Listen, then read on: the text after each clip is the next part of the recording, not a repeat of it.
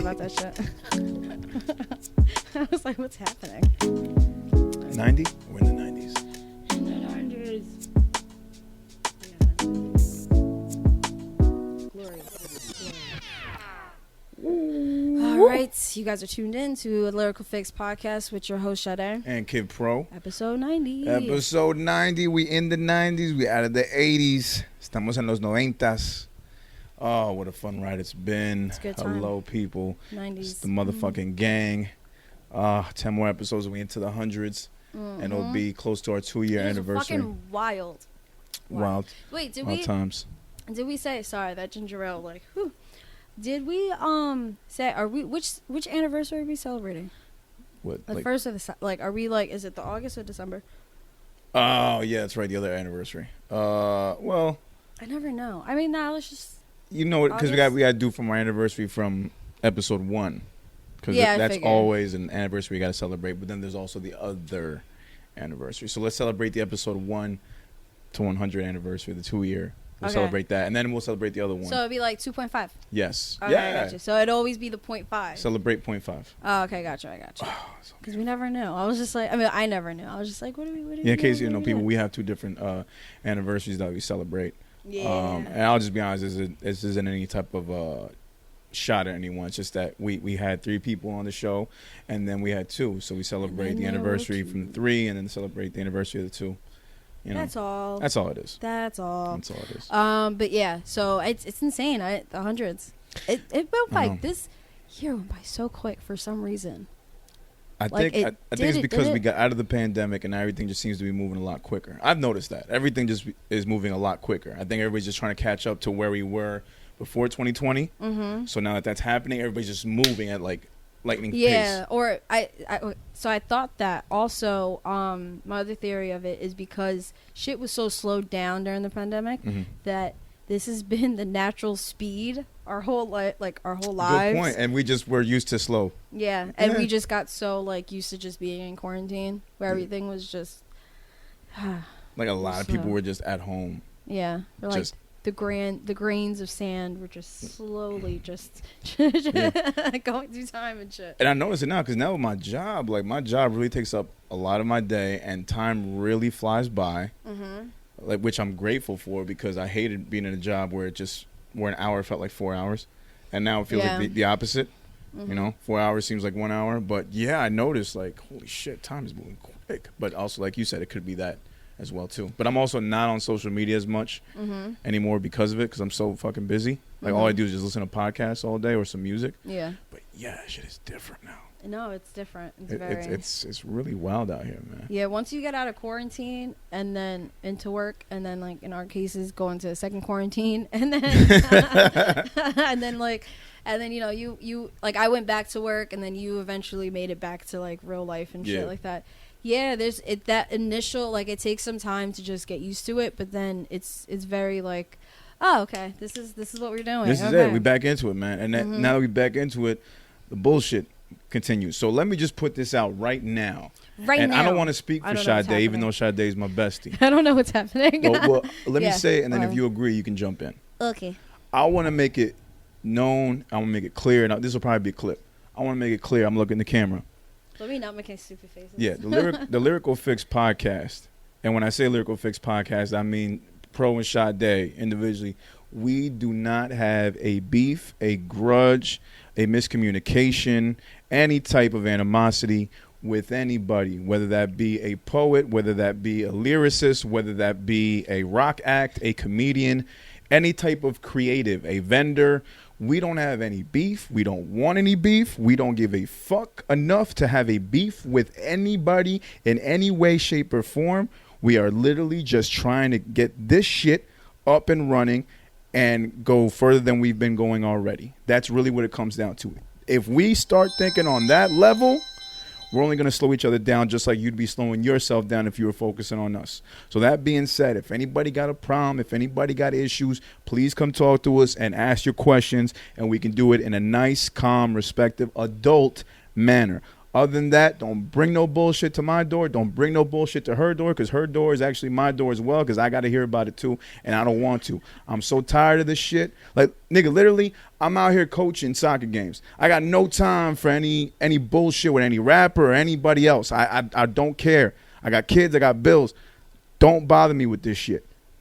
Like, that's it. It's not a beef. I'm not saying I'm better than niggas. I'm not saying I'm worse than niggas. I'm just saying I don't want the fucking shit. I don't need it in my life. Don't want it. It ain't important to me. Cool? Yeah. I'm right. I didn't know we were going Why'd that happen when I put my thumb up? Put my thumb up. Yeah. Oh, that's good. Oh, Nah, yeah, that's all it is. And again, not trying to be mean and menacing. This shit is so corny. Like, nigga, I'm in my 30s, bro. Like, the last thing I need is beef with another nigga over some shit that ain't even fucking real. I'm not stopping any of you niggas from making money. Y'all not stopping me from making any money. So cut the shit. Cut the shit. No, I'm not gonna do it. I was gonna do another one. Yeah, cut the shit at this point. Like, for real. Let's all grow up. Let's all grow up. Like, it's just pointless. This is pointless. Okay. Yeah. That's it. Anyways. I mean, no, it's just. That had to be said. I had to get that out the way. It did. It did.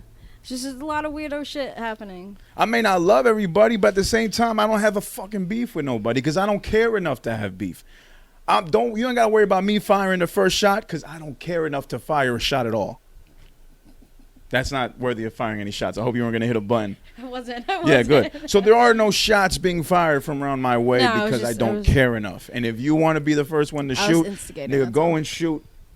I'm not gonna respond. I don't care enough to respond to you niggas. I really don't. It'll be an indirect anyway. The day y'all are more important than my own sons and the shit that they're going through that I gotta help them with, then we can talk. But I really doubt that's ever gonna fucking happen. So, best of luck to you. No, you just realize you just have more important shit that you gotta fucking deal with. No, you're absolutely right. You are absolutely right. Like, and even though you don't have kids, you have other important shit that you have to deal with. You have a family still. Yeah. You have bills still. Mm-hmm. You have a job you got to worry about. You have other shit besides the podcast that you got to worry about. You have your own personal life. So to me, like, all this shit has just been very entertaining. This is all a make-up world that we're creating issues and problems in. This little fucking bubble full of people that know each other. Who gives a fuck? And it's all like it's unprovoked, and it seems like it's sudden. Like, to me, it seems sudden. But I was talking to somebody who said, "Nah, I've been seeing this for a minute. It's been a hot minute. I've been observing. I've been seeing this shit. This is not sudden." But it's just weird. It's still just weird to me. Like, I don't know. I had somebody else say, "I thought you were the best friend." I'm like, so did I. Shit, so did we. So it's just it's a lot of, it's different. It's coming from different people, and it's a lot of bullshit. And at the end of the day, I'm ready to move on. No, I'm ready to move on. Like, I really don't know what half the shit that's going on. A lot of this shit is brought up to me. That's the problem, because I don't be following a lot of niggas. Mm-hmm. I mute a lot of people, so now I have to listen to the bullshit, and the shit still comes to me. Mm-hmm. So no matter how much I try to separate myself from the shit, it eventually comes back to me. And that's the shit that I don't like, but that's just part of the shit that you deal with. Yeah, not having kids, I can not participate in the chisme, but like I mean, I like gossip. It's fun. It's like, it's cool. Like, you know, it's not cool, but like, to me, it's entertaining when I'm not part of it. But when I'm part of it, it's like, oh my see, God. That's the problem. You can't love it when you're not a part of it, and then hate it when you are a part of it. I'm a hypocrite. I don't care. At least you admit it. At least you admitted to it.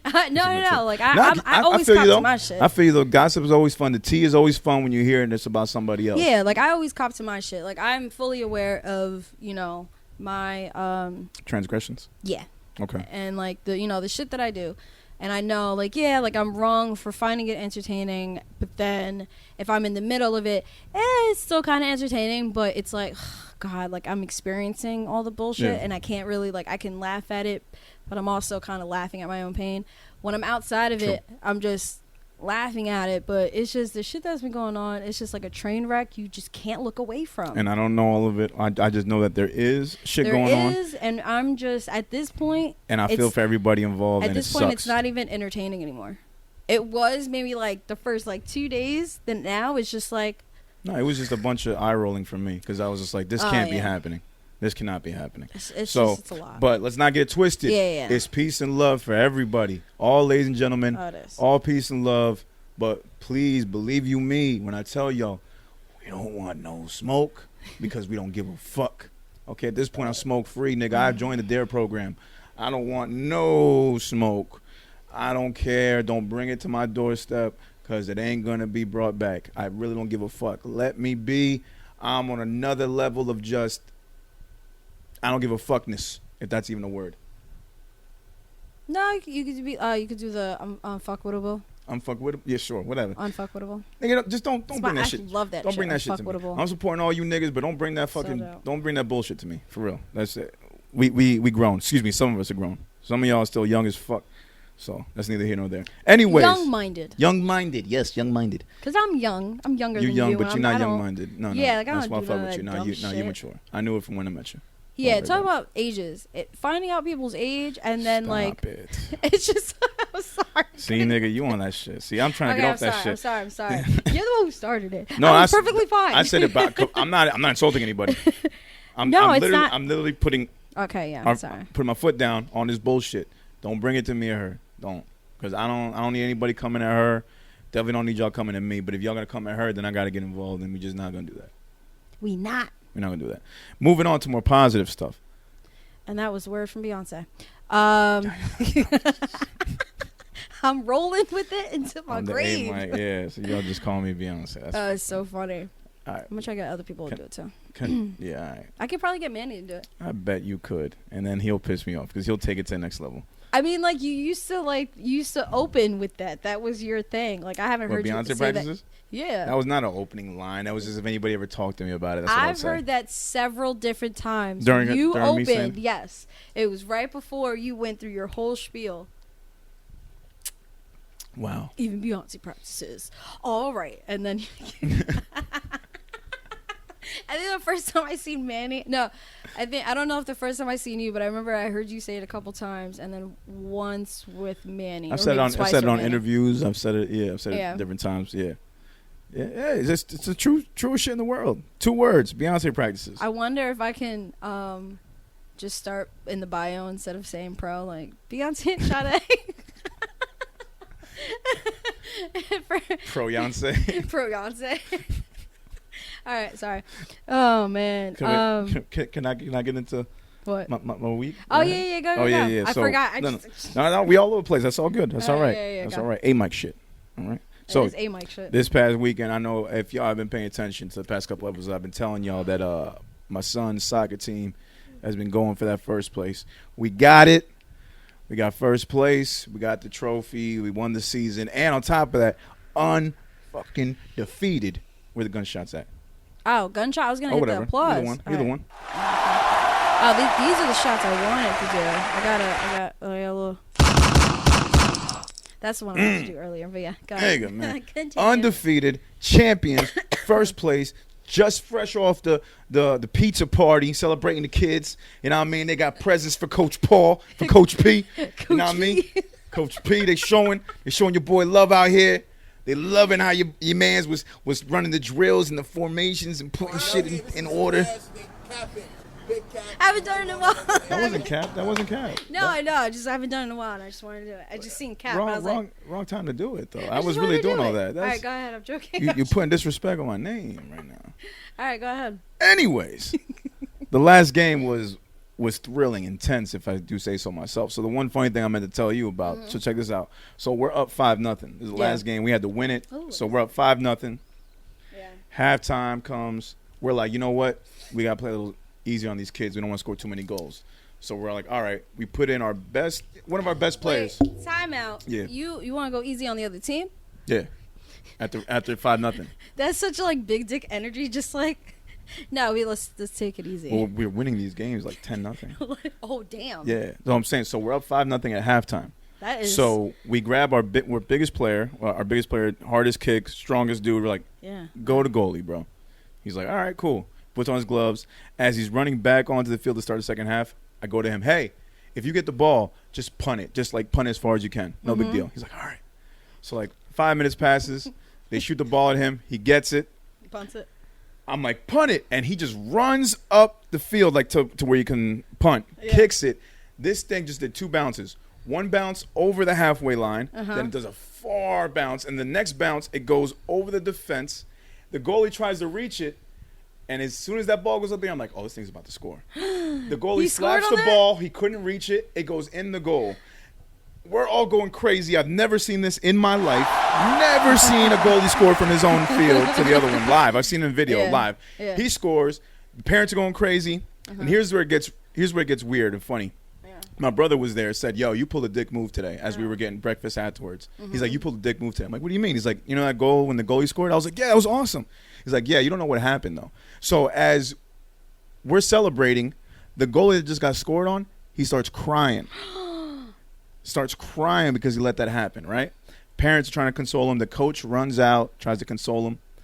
I didn't notice, and this is what my brother said I was being a dick, because my dumbass went on the field running to go slap hands with my fucking goal, like, yeah, nigga, like, you on this shit, that's my boy.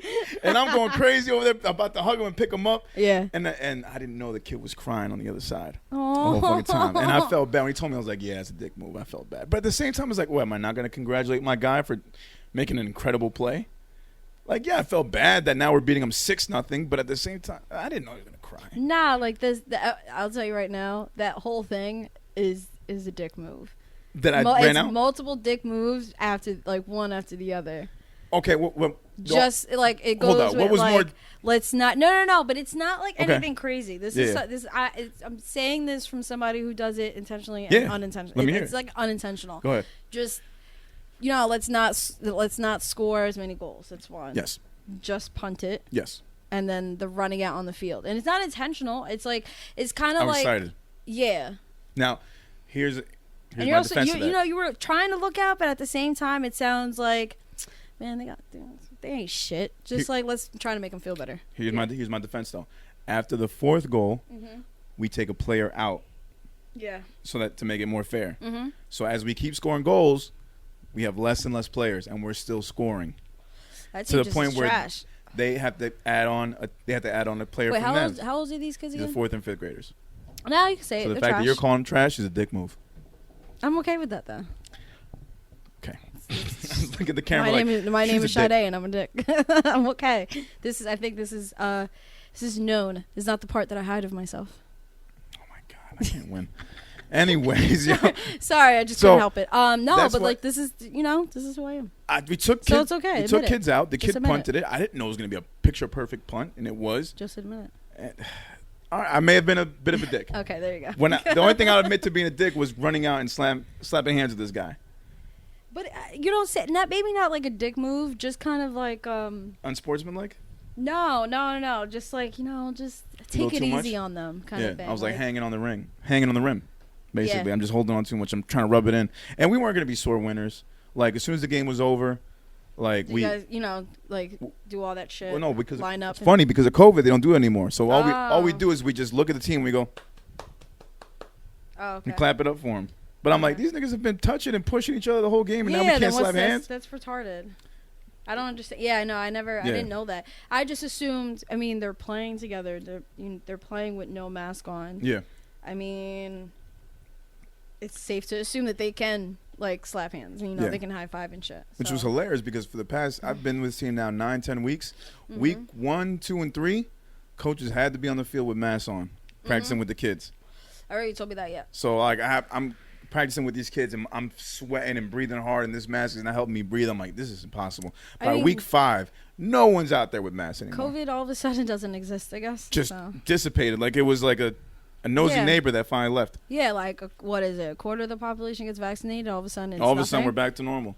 We're back to normal. Yet they're fucking trying to sell. Somewhere they're selling pre-rolls for every vaccine. I think it's like it's in Michigan. Oh, and it was funny. Remembering shit. I know, right? My God, what's going on? Usually you would be like, I forgot what state. No, I've been taking this memory thing. Really? Yeah. Stay with it. And I've been doing like little things because my memory's fucked up. Yeah. How am I answering your questions, man? Come on now. Play on that shit, man. No, I didn't. Because I never know how to say it. So. Sudoku? I always say Sudoku. Sudoku. Sudoku. It reminded me we were talking about. Now, a coworker might say that one time. How do I play this Suck Dicko? I'm like, what'd you say? Somebody really said that? Yeah, Suck Dicko. Oh, no. I mean, there's no. Where would you even... You could fuck that up to say Suck I mean, Dicko. Sudoku, Suck Dicko. Sudoku? Suck Dicko. No, but I would always say Sudoku. And then people at work... No, but I got so... I started playing on my phone. Mm-hmm. And then as like a gag gift for my birthday, one of the bartenders gave me like a calendar. Mm-hmm. So I only did in December. But I only played like a few times. I only did it a few times. So when I got COVID, I went from January where I left off at, and this was when did I catch it? Like April or some shit? Yeah. I got all the way to October. So okay. It's like 2.5 week stretch just doing it. Fucking, I think one or I don't know how, but it gets thrown out. I can't find it anywhere. So I ordered this big ass book of puzzles. Yeah. Of like the Sudoku shit, or however you say it. But anyway,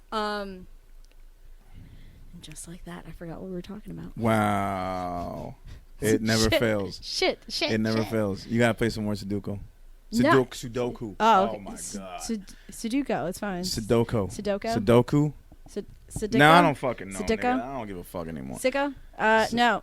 Damn. Suck dick hole. Damn, what the fuck was I talking about before I went into this whole Sudoku fucking rant that it's not even the name. You're talking about your memory? It was before that. Because you were like, ooh, nice job remembering. And I was like, yeah. And then we went on a memory rant. I just don't remember. No, you don't remember. I don't remember. Yeah. Damn. And I was all over the place. I don't remember either. This is really bad for both of us. This is really, yeah. But at least I don't feel as bad because you also forgot, so it's fine. That's fine. I have a lot going on. We went off the rails. Should I continue with what else I was doing besides us getting first place? No, there was something. All right, go ahead. All right. No, I had my Father's Day was all right. It was a barbecue.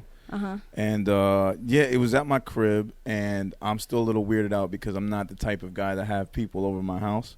It's a bunch of family. Yeah. From my girl's side. And it was a nice time. Sorry, I remember. No, it was a nice time, barbecue and all that shit. My brother-in-law was manning the grill. Mm-hmm. Killed that shit.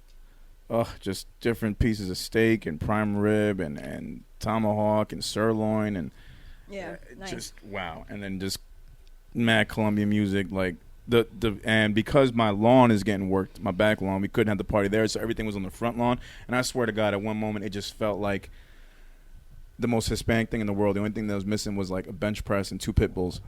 Like, you know what I mean? Like it felt like a scene out of Fast and Furious when they're celebrating. Yeah. Like Don Omar should have been playing in the back. And damn. No, I miss those barbecues, but my Colombian side, because that's probably the best steak I've ever gotten from what is it called? From a barbecue. Yeah, churrasco.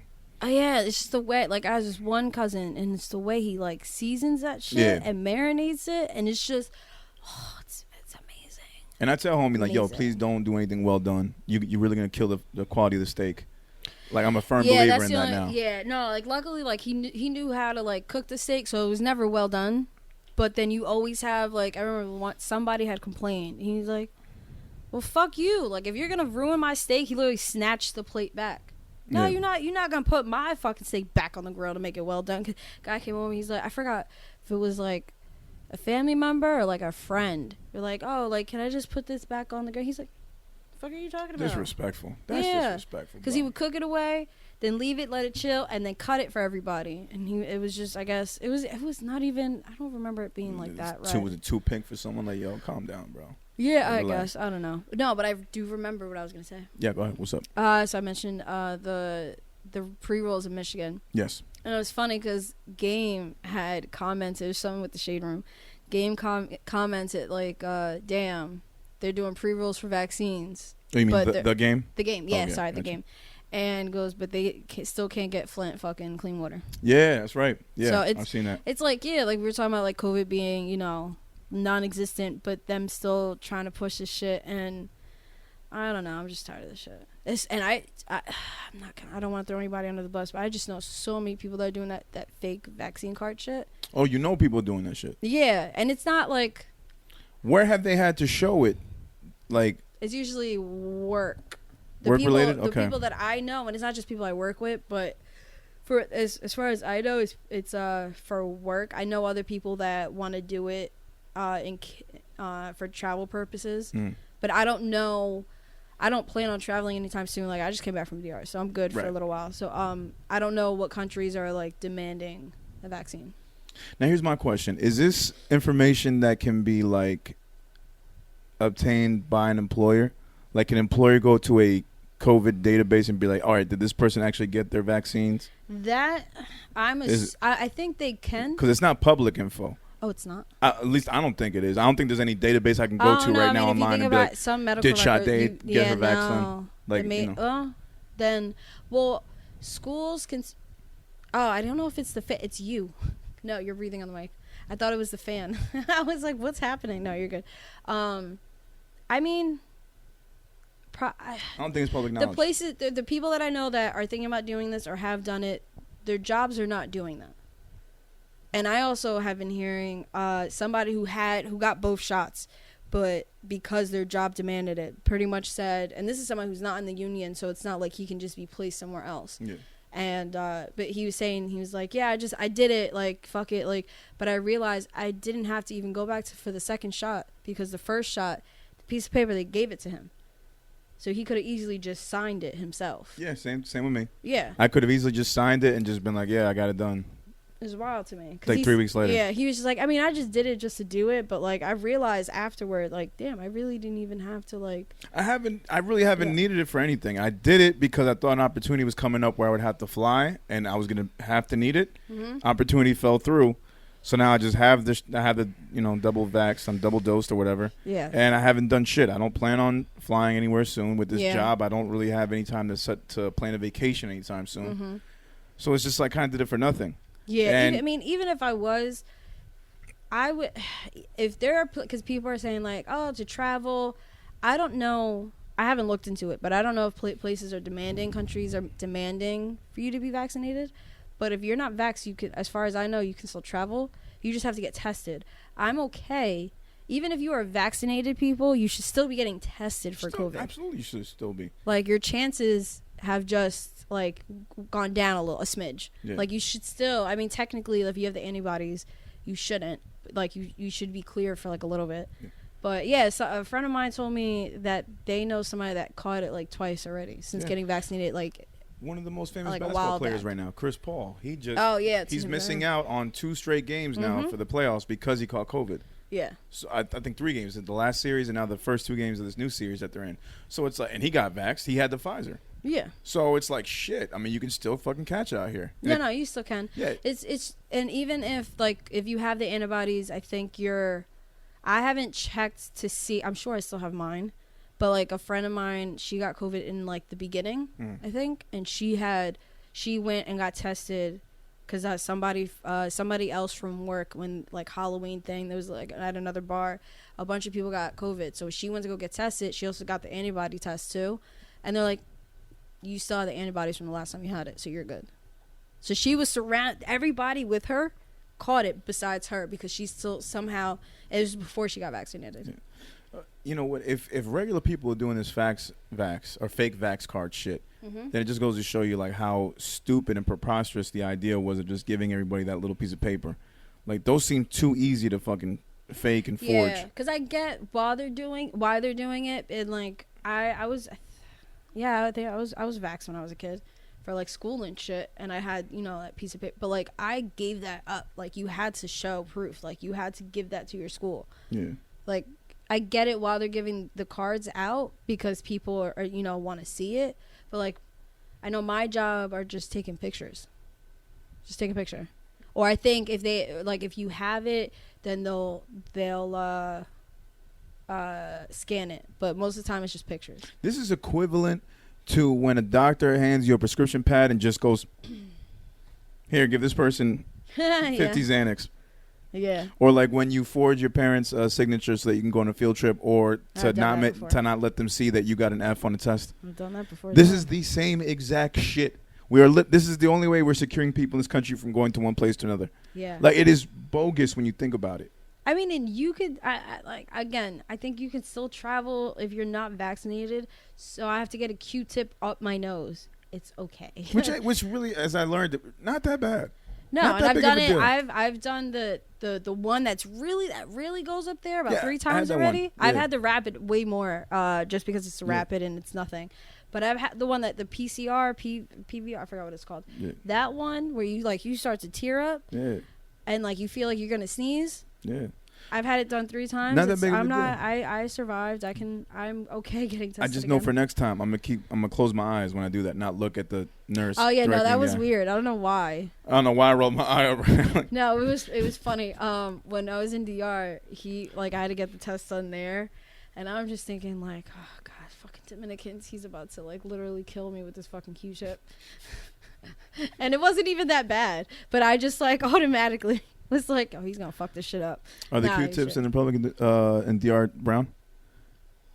I hate you. I'm just I fucking hate you. For a second, I was just like, no, it's like legitimate shit. But then I fucking hate you. I see the joke. I caught it. You fucking stupid. But no, that waiting room though was fucking crazy, and everybody just not, even the people up front just not giving a fuck. It was just that whole experience was really funny. And it was very confusing the way they have it set up. But this is legit like the only place in, I guess, not the whole country, but maybe like most of it, where the airport actually, like, the government is at, what is it called? Mandating. Yeah, like you have to go to this exact one. I think we drove maybe 45 minutes to it. Wow. Yeah, like you have to go to the, mind you, like we're at resorts that have the testing available. Yeah. And then, yeah, because the first resort we were at, and then the second we had an Airbnb, it was an Airbnb that would were houses that people were buying and turning into Airbnbs or just vacation homes, but it was right outside a resort. Yeah. They had the COVID shit too. And we're just thinking like, all right, bet. And then Juan's cousin who lives out there was like, no. Like, we got to drive into town pretty much. And we have to do this town. I forgot what town it was, but it looked like Patterson. So funny to me. It looked like Patterson. It looked like Patterson. Funny as fuck. It looked like Patterson. Except there was just no, Puerto Ricans or Mexicans. That's really what it looked like. True. In Patterson. True. Yeah, Passaic. But yeah. All right, we back, episode 90, and you already know, man. We had to check back in with the livest open mic in the motherfucking country. It came back. Yeah. Also known as Check It, an open mic night, hosted by none other than Mwah. Shut up. written by Sade. Oh man, it was back at the OG location in Lodi. Shout out to the VFW. Shout out to the wonderful people that work at the VFW who make sure that we have this event going on as planned with no distractions and no bullshit entering the door. Thank you, fellas, for making sure that we are protected and solid at all times. I hate you. We salute you. I fucking hate you. For the record, I didn't ask for that, but I appreciate it. But it's good. Hey, security. Security. Yeah, I was ready to square up that entire night until he told me that. I was like, oh, okay, bet. I sadly could not make it. I was bogged down with obligations from work, and I'll be honest with you, I was bummed. I checked a few people's Instagram stories because I know they're pretty legit with posting stuff up to the minute. So I was checking and seeing it's what almost like doing. you were there. It's like I was there, through somebody's phone screen. And the more stories I saw, the more bummed out I got because I saw like, oh, you guys got the venue, there's some new additions. Oh, there's a pool table. Oh, there's a curtain. Oh, then I missed some stories then. And it's just had me more and more bummed. And my girl saw it. She knew when I came home. She didn't want to ask me. She knew I was bummed. Like I came in like I just gotten yelled at school. Just had my head down. Just kind of hey. It was funny because Saint had asked about you, and then he was like, "So what happened?" Because Mikey, he was like, "Oh, is he coming?" He's like, "I miss him." Mo asked about you. Everybody, like, mad people asked about you. But it was funny when Saint, mind you, who I told Saint the other day. I think I told him, probably not, that you might not make it or whatever the fuck. So, or you were gonna be there later, some shit. And then when he asked, I'm like, it's a new job. Oh God. Like, he just had this whole reaction. He was like, damn, man, I didn't think it was damn. I talked to him before too. Like, he was one of the first people I told when I got the job, and I was like, I really hope it doesn't get in the way, but it kind of is getting in the way. Shit. And he was like, no, man, just be positive. Just at least it's something still good for you. It's happening. And I was like, you're right. But I'm feeling it, man. Like, I got another performance this Friday that I don't even know if I'm gonna be able to make. To be honest, I gotta hit the guy up like, yo, I'm sorry, I think I might not make it.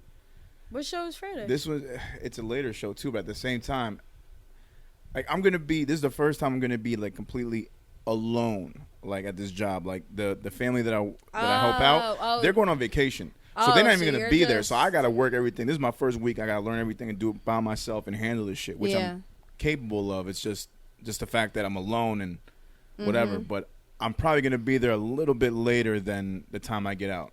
I just know the next Check It, you are going to have to perform. You have not performed. I think it's been 3 straight Check It's that I haven't performed. But not just like Check It, but like you only performed once off Kid Nova. That's it. Yeah, it's pretty bad. It sucks. It really sucks. We're going to have to keep this. We're going to have to keep it going. And I've been practicing. Beyonce's been practicing. We're just going to be like, yeah, no, it just dropped. It just dropped. Well, that's what we've been doing. We're going to have to, we're going to have to promote like, well, I mean, yeah, but like when we go to shows and shit, and be like, we're going to have to promote it like it just dropped. Yeah. Like, yeah, it just came out. Came out. Well, fuck, enough about me. Like, the actual event. Oh, yeah, Talk to me about it. Let's go. So it was fire. It was dope. It was nice to be back home. Yes. And it was funny because while the VFW, I was actually talking about it to like one of the poets. There was one of the poets that night. She went to like my either very first show or my second show, one of those. But she's been around since the beginning, and she's doing a Starborn. Don't know her, but I like her energy. Oh, you saw the video? I saw the video, and the fact that she did that, because that's something that I would do. I like her energy. I fuck with her. She's fucking fire. I fuck with her. She shout out to her. And even though like she was fire when I first watched her, and it was but like she's grown so much, and she reminded me that night, and she said it again, like on the mic, like that Check It was the first platform for her, like the first time she actually performed it, in public and shit. Even better. So it is dope to see. Like it was dope to catch up with her. This bitch is she's been on tour. She was on like she did some shows in I think Oklahoma, like Texas. Tour? Yeah, poetry That's tour. The thing? She's gone around just traveling city to city and just doing different stuff. Okay. Yeah, different. Right, she said Cali's next. She's hitting up LA, nice. Which is pretty fire for her. Nice. And it's crazy to me, but like it reminded me like I'm saying I'm back at home, but yeah, because somebody had said that I think, or she heard me say it, and then she's like this isn't where the show was though. She's been around since the beginning, where I was in the whole another town, like 20 minutes like away and shit. I was in Rutherford or East Rutherford, one of those. And it was just cool to kind of reminisce with her. She's been to like 2 different venues, but I explained it to her. I was like, no, like I've been here. It was a whole lot of back and forth with those first couple. Like I went through 3 venues within like 5 months, not even. And then I found my way here. And it's been like that, and that was within the first 6 months of doing the show. And now I'm about to hit year 4. So she was one of the OG performers. Yeah, and it was pretty dope to see her again and shit. When and like Drew, he forgot that he had something booked that night. Shout out to Drew. Yeah. So when we settled the date I settled the date with him, got back to Mikey, and like, all right, let's do this. He goes, fuck, I'm booked, blah, blah, blah. So I brought my cousin Moose into it. Shout out to Moose. Who used to DJ when I first started the show. Yeah. So it was fun because I told her, I was like, do you remember the poet? The one, I was like, the one about sex? He's like, wait, the one about sucking dick? And that shit was funny. He was like, oh, she's coming? Did she have a poem about sucking dick when she first started? Is that what it was? Oh, word. That was the first one she performed, I believe. Wait, was it like a very like explicit poem where she just gave like analogies about sucking dick, or was she like straightforward with it? A mix of both. Like a Johnson type she performed. I love. No, it was a mix of both. She performed it though. It was funny because she performed one that was fucking just. It was amazing, and it was just about like can't even. It was about her father and just kind of. Suck her dad's dick? No. Oh. These are 2 different. Ew. That's what I'm saying. Ew. No. Oh. No. Okay. No, I was saying her first piece, that she performed that night. From talking about her dad to sucking dick? No. Let me finish. Okay. It was about just like how this country is, and she kind of makes a comment like melting pot, like right, like this country sucks dick. That kind of. Can you stop talking about sucking dick? You would tell me that's what she's saying. No, I said this is her first piece. She performed 2 different things. Let me step off the dick sucking. Sorry. Yeah, Jesus Christ. So she talks about her father in the sense because her father brought them here. Gotcha. So it's like, okay, you did all of this. Was it worth it? Blah, blah, blah, whatever. And the shit hit hard and it hit close. And, you know, she mentioned some people, like, you know, some gods and santos and shit like that of Santeria. And she was like, is anybody aware of this? And I didn't want to say that, so I'm just snapping. I'm just like, I'm not trying to trigger no side of me anywhere, so I'm just gonna snap. I don't need to be visited by anyone or anything. No, just that's a story for another episode. But anyway, so she goes through that fire, and then she starts talking about her second piece before she performs it. And then she mentioned something about me. Oh no, she mentions how Check It's her first home, blah blah blah, whatever. And then she's like, Sade knows what I'm about to do. And I was like, oh, we doing that tonight? So I go, I'm like, I make a joke out of it. I grab the Check It chair. And I'm like, oh, no, y'all want to pay attention to this. And I literally sat down and crossed my legs. Like, go ahead. Like, just, you know, making a joke out of it. Moose fucking runs down. He's like, because he looks and he's like, oh, she's doing it? Grabs his phone. He ready to go.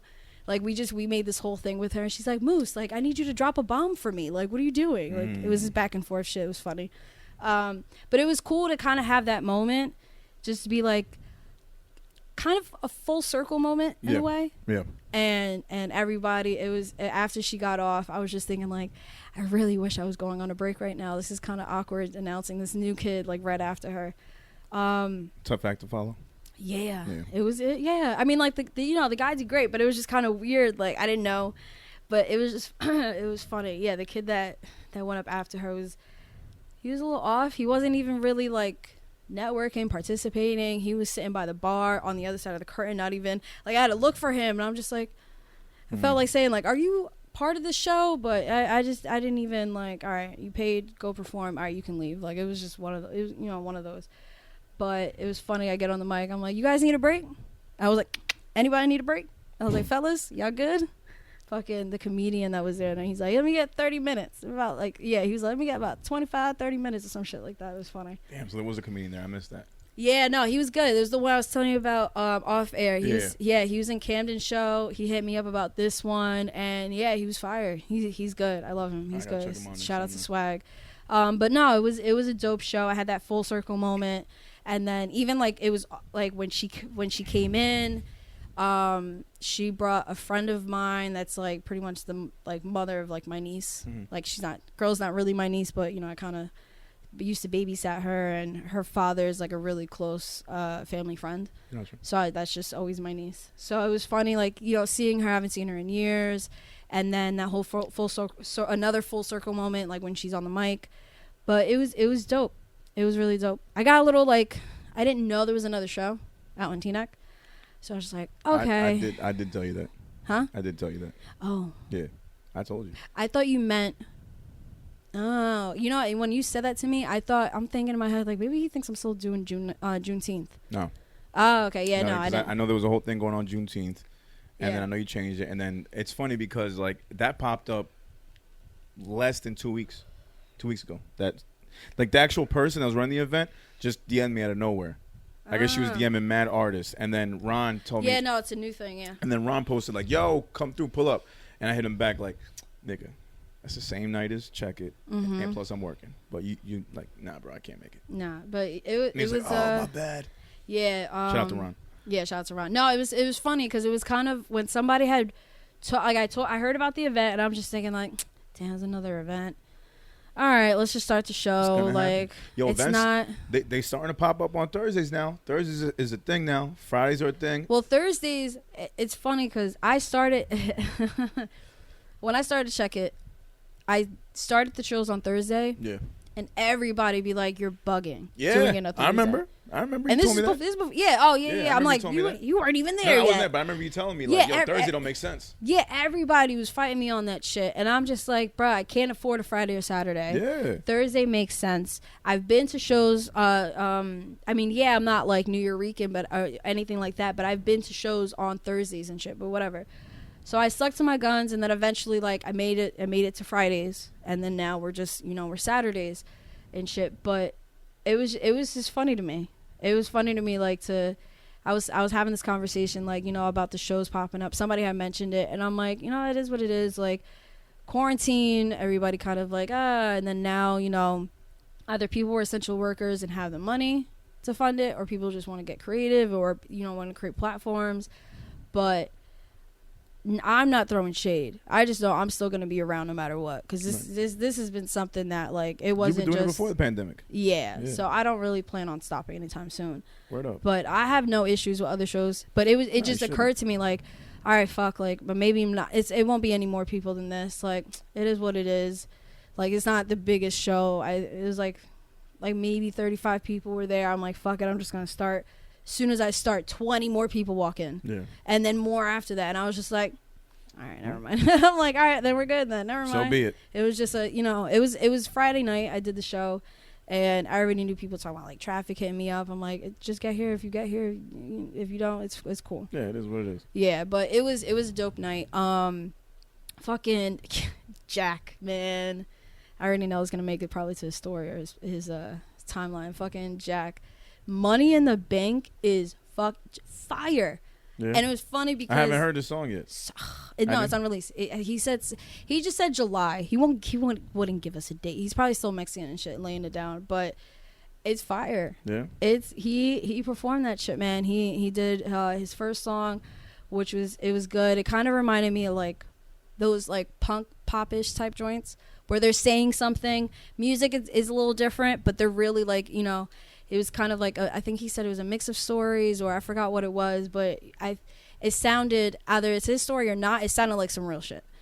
Then Money in the Bank, he brings this whole prop thing. You know how he is. He didn't have this thing though. He had the briefcase. The briefcase, yeah. Money in the Bank briefcase. That's an actual wrestling thing too. Yeah, he just didn't have the belt with him, but he had the Money in the Bank shit. And then that song, even my Moose was like, damn, like, there is such a difference when Juvie's not here. So he was like, tell him he needs to come back and do that song, and Juvie needs to be here. So I go, I'm like, I'm on my way to tell him. I'm mad I missed this. So I go to him, I told him, I'm like, no, we got to do this again. That's why he posted that shit with Juvie. Like, he tagged Juvie in it. Like, nah, Juvie, you got to get on this one. Okay, Jack, I see you. Nah, Jack, but that Money in the Bank shit slapped. It was good. It was fucking good. I just love Jack. The energy, like, it's just something about the kid is just amazing. Nice, good people. Yeah, but that song is probably my favorite for sure. Like, and I only heard it once, not with headphones or anything. So that's your favorite Jack song? Fuck yeah. Or maybe, I don't know if it was the energy, but, like, I would be behind. I had a table set up behind the banner, so I was just doing shit, or, like, I was on the, you know, making the set list. And I just, like, really, like, sometimes I'll find myself just, you know, vibing to the music. Yeah. That one, I just couldn't help it. I couldn't even write anything. I just had to, like, I demanded my attention. Just gravitated towards it. Yeah, it was fire, though. I'm trying to think. So, you know, Saint did his shit. Villa closed out the show. It was a dope experience. It really was. It was fire. You know, had some new people out that, you know, like, they started out first. I didn't even announce anything. You know, usually be like, all right, newbies, you got to go first. We're just like, all right, bam, you're going first. That's it. Oh, wow. But they were pretty good. That's really short for you. Usually that's the longest thing you say. What? That. Newbies, so it's a tradition here. Newbies, you go first. Oh, no. Like, I did my thing. Like, I didn't, you know, I opened up and I talked a little bit, but I usually do throw that in there. Yeah. I was like, you know what? Because I had a few new people there, and I was like, yeah, I'm not going to even tell them. I was like, meh. So I just... No warning, huh? No warning. Plus, I mixed it up. I know Starborn, she wanted to go early on the show. She had to dip at some point, so I threw her in there. So there were some new people after her and shit. But nah, there's this group. I think it's Wizit and Young Palm Trees. Okay. I'll admit I'm not a fan of their names, but especially Young Palm Trees was like... Even Moose kind of looked at me. I'm like, I don't know. Young Palm Trees. We'll see their music. Okay. Oh, their shit. They were all over the place, like, in a good way. Mm-hmm. Their energy was, and they opened the show. Their energy was there. Everything was just amazing. So I'm excited to see them either at Check It or, you know, anywhere else. Another alum was there, Geno 5. Okay. Which is pretty fire to see him. Steven X had signed up, and he walked in. All of a sudden, I'm sitting behind, like, where Juan's getting the money and shit. And I'm just, you know, writing down who's there. And Gino just walks in. I'm like, and like me and Juan are just like, what the fuck? Like we see a ghost, and he like we say hi, blah blah blah. He walks in. He comes out. He's like, hey, so can I sign up? Just mad randomly. I'm like, which is his style sometimes, just to sign up randomly, like, you know, on the whim of it. So I was like, you're still doing the same shit. I was like, you have your flash drive? He's like, of course. So he got in on it. He said he hadn't performed in a long time, but it was nice. I haven't seen that energy from him. I haven't seen him perform in a long time. That's good. And I kind of miss that energy too. You came prepared. It's good. Yeah. Which I had somebody who got somebody else on the phone and gave me the phone. I'm just like, over a fucking flash drive. I just can't anymore. But anyway. Man, I really thought flash drives was the easiest way to make shit happen for people. It is. Apparently isn't. It is, but it is. It shouldn't be that complicated. It really shouldn't, especially when you see a flash drive and USB everywhere on the flyer and the website and in DMs. But okay. Did you get any crazy questions or calls besides that? A day of about stuff that was on the flyer? No. I think no. Good.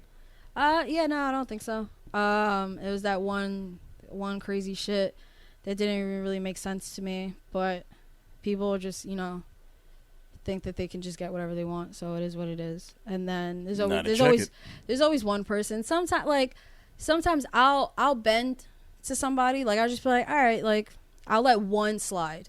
Everything else be like, nah, I'll let one slide. This kid I kind of felt bad for, not because person tried to use, he traveled they said Jersey. I'm just saying, like, we're in Jersey, but okay, found out he's from Jersey City, but I'm like, okay, he traveled. Your point, like other people travel here too, like it's not like people travel to shows. No, I just something about the kid I kind of felt bad for, and having to deal with that moment, and I was just like, all right, you know what, I'll do it, it's fine. Like if it wasn't that, like if he came to me with that energy, nah. Yeah. Gotcha. But the fact that like he just looked like lost, and he was just told to show up, and that was it. I was just like, fine. Like, all right. He was just told to show up? Yeah, it's a long story. But he was the same one that wasn't kind of in the show. So whoever's coaching him needs to network. He needs to learn how to be there in the moment instead of just sitting off to the side. That's the open mic etiquette. He didn't talk to it had people. You know, there were some people that left early and shit. Either they went to the other show or they just dipped early. But still, it's like, at least stick around, like at least. But like, you know, like Outliers, I think they had to dip a little bit earlier. Yeah, no, they had to dip early, but it wasn't crazy early. Like, they stuck around for most of the show. Yeah. But I forgot. It was funny. I was talking to somebody. Outliers, man. I've seen them perform before. Mm-hmm. I don't know what was different about that night. I don't know if I told them or I just told somebody else. It was something different about that night where I don't know if it's because it was Check It, but usually Check It, I pay less attention. Mm-hmm. But it was just something that I don't know what they were on. That shit was just fire. Yeah, man, I love the fact I've never seen that before. They really still rep like the true art form of hip hop. That's why I fuck with them so much. Yeah, like I've seen them. Yeah. I've always liked their performance. I feel like I told them that. Like I think I said, like, you know, I always dug you guys. I think you guys are fucking fire. Like, seeing you guys at other shows, but something was different tonight. Something was different, and I love the fact that like they went around, they showed love and this and that, and after their performance, they literally just hugged. And it was just like, I went to go say something to them, and I'm like, oh, I don't want to mess up this moment. Ruin the moment. Yeah, so I just went over to, like, X was right there. I'm like, hey, X. I was gonna just wait. LB mentioned it afterward, and I was just like, yeah, I saw that. I was like, that was just, I loved it. So it was just amazing. It was. Shout out to Outliers. It was a bunch of people that night that were fired. But what I wanted to mention, the most important thing of that night. Oh yeah, we had food from the Soul Shack. Fire. Nice. LB approved. I didn't know if they were gonna last, so I was already looking for other vendors. That's a big approval. Yeah, that was that. Yeah, which I have to make sure that they can make it for the next show. That's a huge cosign, y'all. Y'all better. Yeah. No, I even told them about that because she was at the table, and then I went up to him, Eli the cook, and I was talking to him and shit. And it's his business, and he's cool as hell. Like, we didn't really get to talk that much, and like on in our DMs. Mm-hmm. I think it was his brother or his cousin that really connected us, and he was also He was cool as hell, like, you know, talking to him and shit at the show. But it was funny because I go to Eli. I'm like, yeah. So I was like, you know, we can make this official then, because he mentioned, you know, the next show, and I was like, I'll let you know. And I was like, we can make this official. He's like, oh, really? And like, yeah. He's like, yeah. Her right there. I was waiting for her approval. She stamped you guys. You guys. Her name is LB. You guys are LB verified. You guys are good. You guys are good. So she got the stamp of. She gave the stamp of approval. They're good to go. But yeah, there was a versus that night. Everybody left. There's just some vets there playing pool, and then S double and a couple friends just chilling there. I finally get to eat. I'm chilling. Villa walks up to me and goes, NSYNC or Backstreet Boys? I go, tough one. Is that even a question? Hold on. It's not a tough one. Hold on. What'd you pick? Wait, no. Okay. NSYNC. Okay, all right. I want to see where's this going. Yeah. So then he goes to Saint, because he's like, I can't even talk to you. He goes to Saint. Saint goes, oh yeah, NSYNC. I get Saint. I don't know if Saint heard my answer, right. But he just like he like it looked like he was caught off guard with the question. And he's like, oh yeah, NSYNC. I was like, oh, so you're gonna cut me off? Are you gonna cut him off too? He's like, yeah, fuck you guys.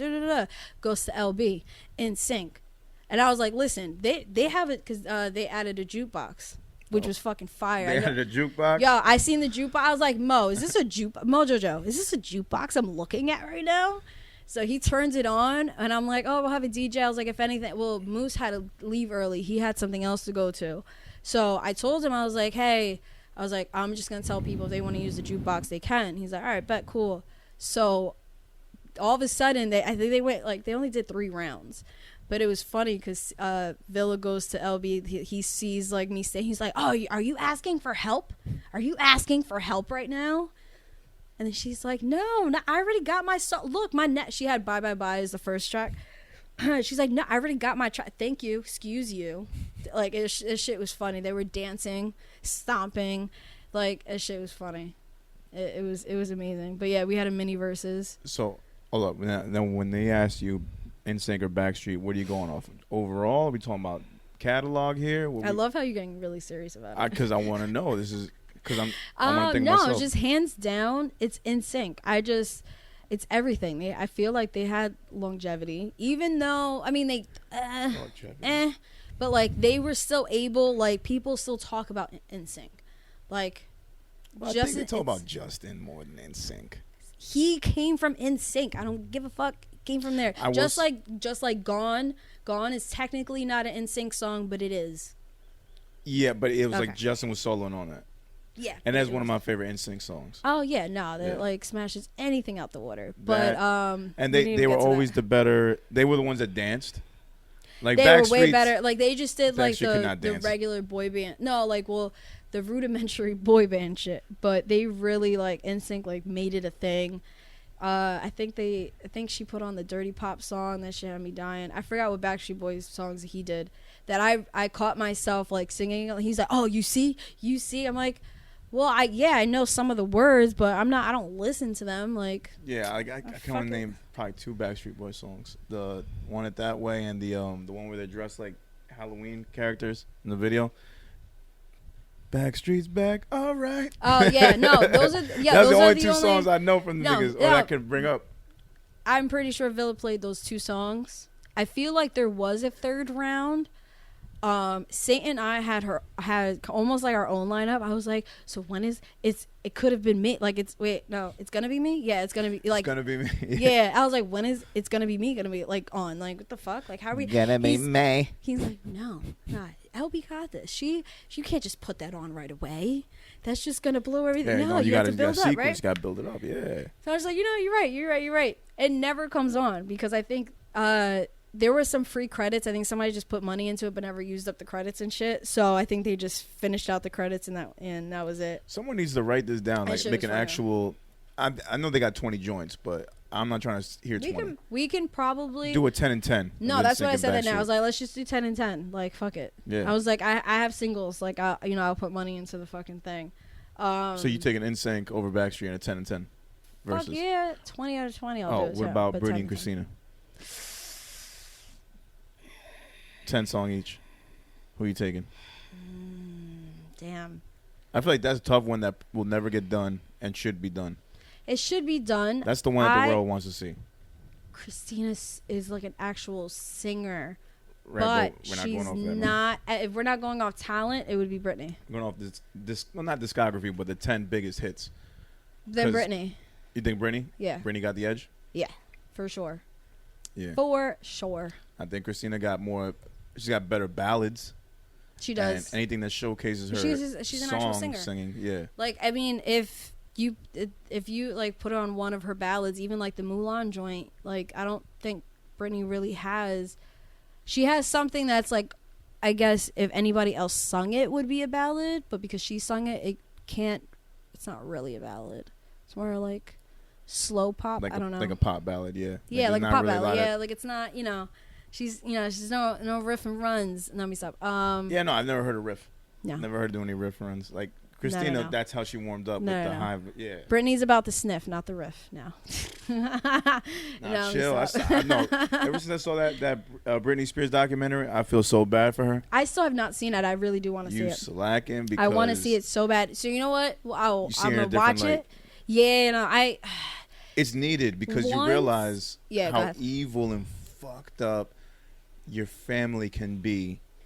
Over some money. Yeah, no, it was some shit that I had. Somebody broke it down before it came out. And like that was when it was like the Free Britney movement shit. It was I feel like it was before the doc came out. And like right before, I think it was like the rollout. But somebody had broke it down on social media, and it made me like, okay, that makes sense. Because I just always thought fame got to her, the drugs got to her, any like crazy shit with like the baby father got to her, like all that, she just kind of cracked. I just thought she really just cracked under pressure, which it is all of that. But like when you add the whole like father thing to it, and just not having any free will is just, I have to watch it though. She literally, like watching it, the best thing I can tell you is like, it's like she's still 17. Mentally. Yeah, like, I mean, you can see it on. You can see like when she posts like all these videos, she just looks like a cracked out 16-year-old. And those videos are cryptic as fuck. Like people are analyzing them. Yeah. Like that's where like there was a Britney Spears in that show. There was a Britney Spears podcast, and it was these two girls that were just dissecting and analyzing all of Britney Spears' posts, and they're the ones that started this whole movement, this hashtag that got shit going, and that eventually took it to like the court and everything, and that's the whole story of that. I'm like, holy shit, she was really posting shit on her IG, getting the fans to talk. And that's how it all happened. She didn't say anything directly, but the hashtags and the cryptic shit made it work for her. I mean, it is kind of, yeah. And it's not, it's just, I was going to say, it's nice. Where doing subliminals goes right. Yeah. That's where it's helpful. Yeah, that's how you That's sub. how you do a subliminal. That's how you sub, is to save your own fucking life, all right?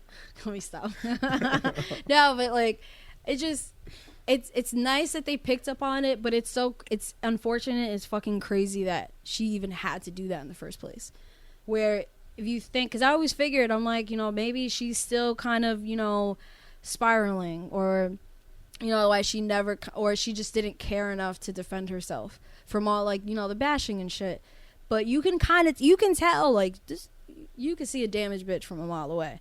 And she was definitely hurt. Yeah, like you could see it, and I just always wondered, like, why didn't she? I mean, like some stars do speak out, some don't, but then you see them kind of turn their lives around, or you have like a not River Phoenix. The River Phoenix, did he OD back in the day? But like, he OD'd. But you have like that happen, or like what is it called? Kurt Cobain shit happen. Like it's either like in some form or fashion, there's a conclusion. With Britney, there never was. So to see all of this, it is kind of nice to like, okay, people, it's coming out. People are aware of it. Maybe she can, breathe easy. I don't know. But I mean, I really wish the best for her. I don't know what she's doing now. I don't know if she still has a Vegas residency or what. Oh, all right. Like when you mail a letter to somebody, but you don't actually send it, but you do the whole act of. I feel like folding the envelope, putting it in an envelope, and all that. Yeah, there's something. It's like so cathartic just to write shit out. It's kind of like writing a whole DM to a person and then just deleting it all. It has the same effect. Everything you were gonna say is there. Yeah, kind of take. And then once you release that shit, it just doesn't even matter anymore. Yeah, I love that. I don't do it as often as I probably should, but I know like not a lot. bothers me. Like, it'll bother me in the moment, and then I just move away from it. Like, it's like, all right, on to the next. That, we're on air right now, so I'm not going to say it. But, like, that did kind of, like, you know, of course it bothered me. It's even more personal and shit. And it was funny because what I was going to talk about at some point, but I was like, I was debating on it since I feel like I'm okay now. While everybody we've been seeing has been, like, super triggered and shit going, I've been good, productive as shit. Like, I've been straight. It's just, I kind of feel, and this whole retrograde bullshit, but, like, I kind of feel like personal life wise, I've been trying to figure out how to juggle. And I don't know if it's, you know, us coming on 10 years or just, you know, I'm seeing, I'm at the end of my 20s and 30s is right there, which I'm not, like, afraid to be 30. Like, that's nothing. No, like, I can't wait to get into my 30s. It's nothing like that. Like, I've never been like, oh my God. Like, it feels like a level up. Yeah, like, to me it's the level up. Yeah. I'll joke around and be like, I'm gonna be 28 forever, but I mean, I'm cool with it.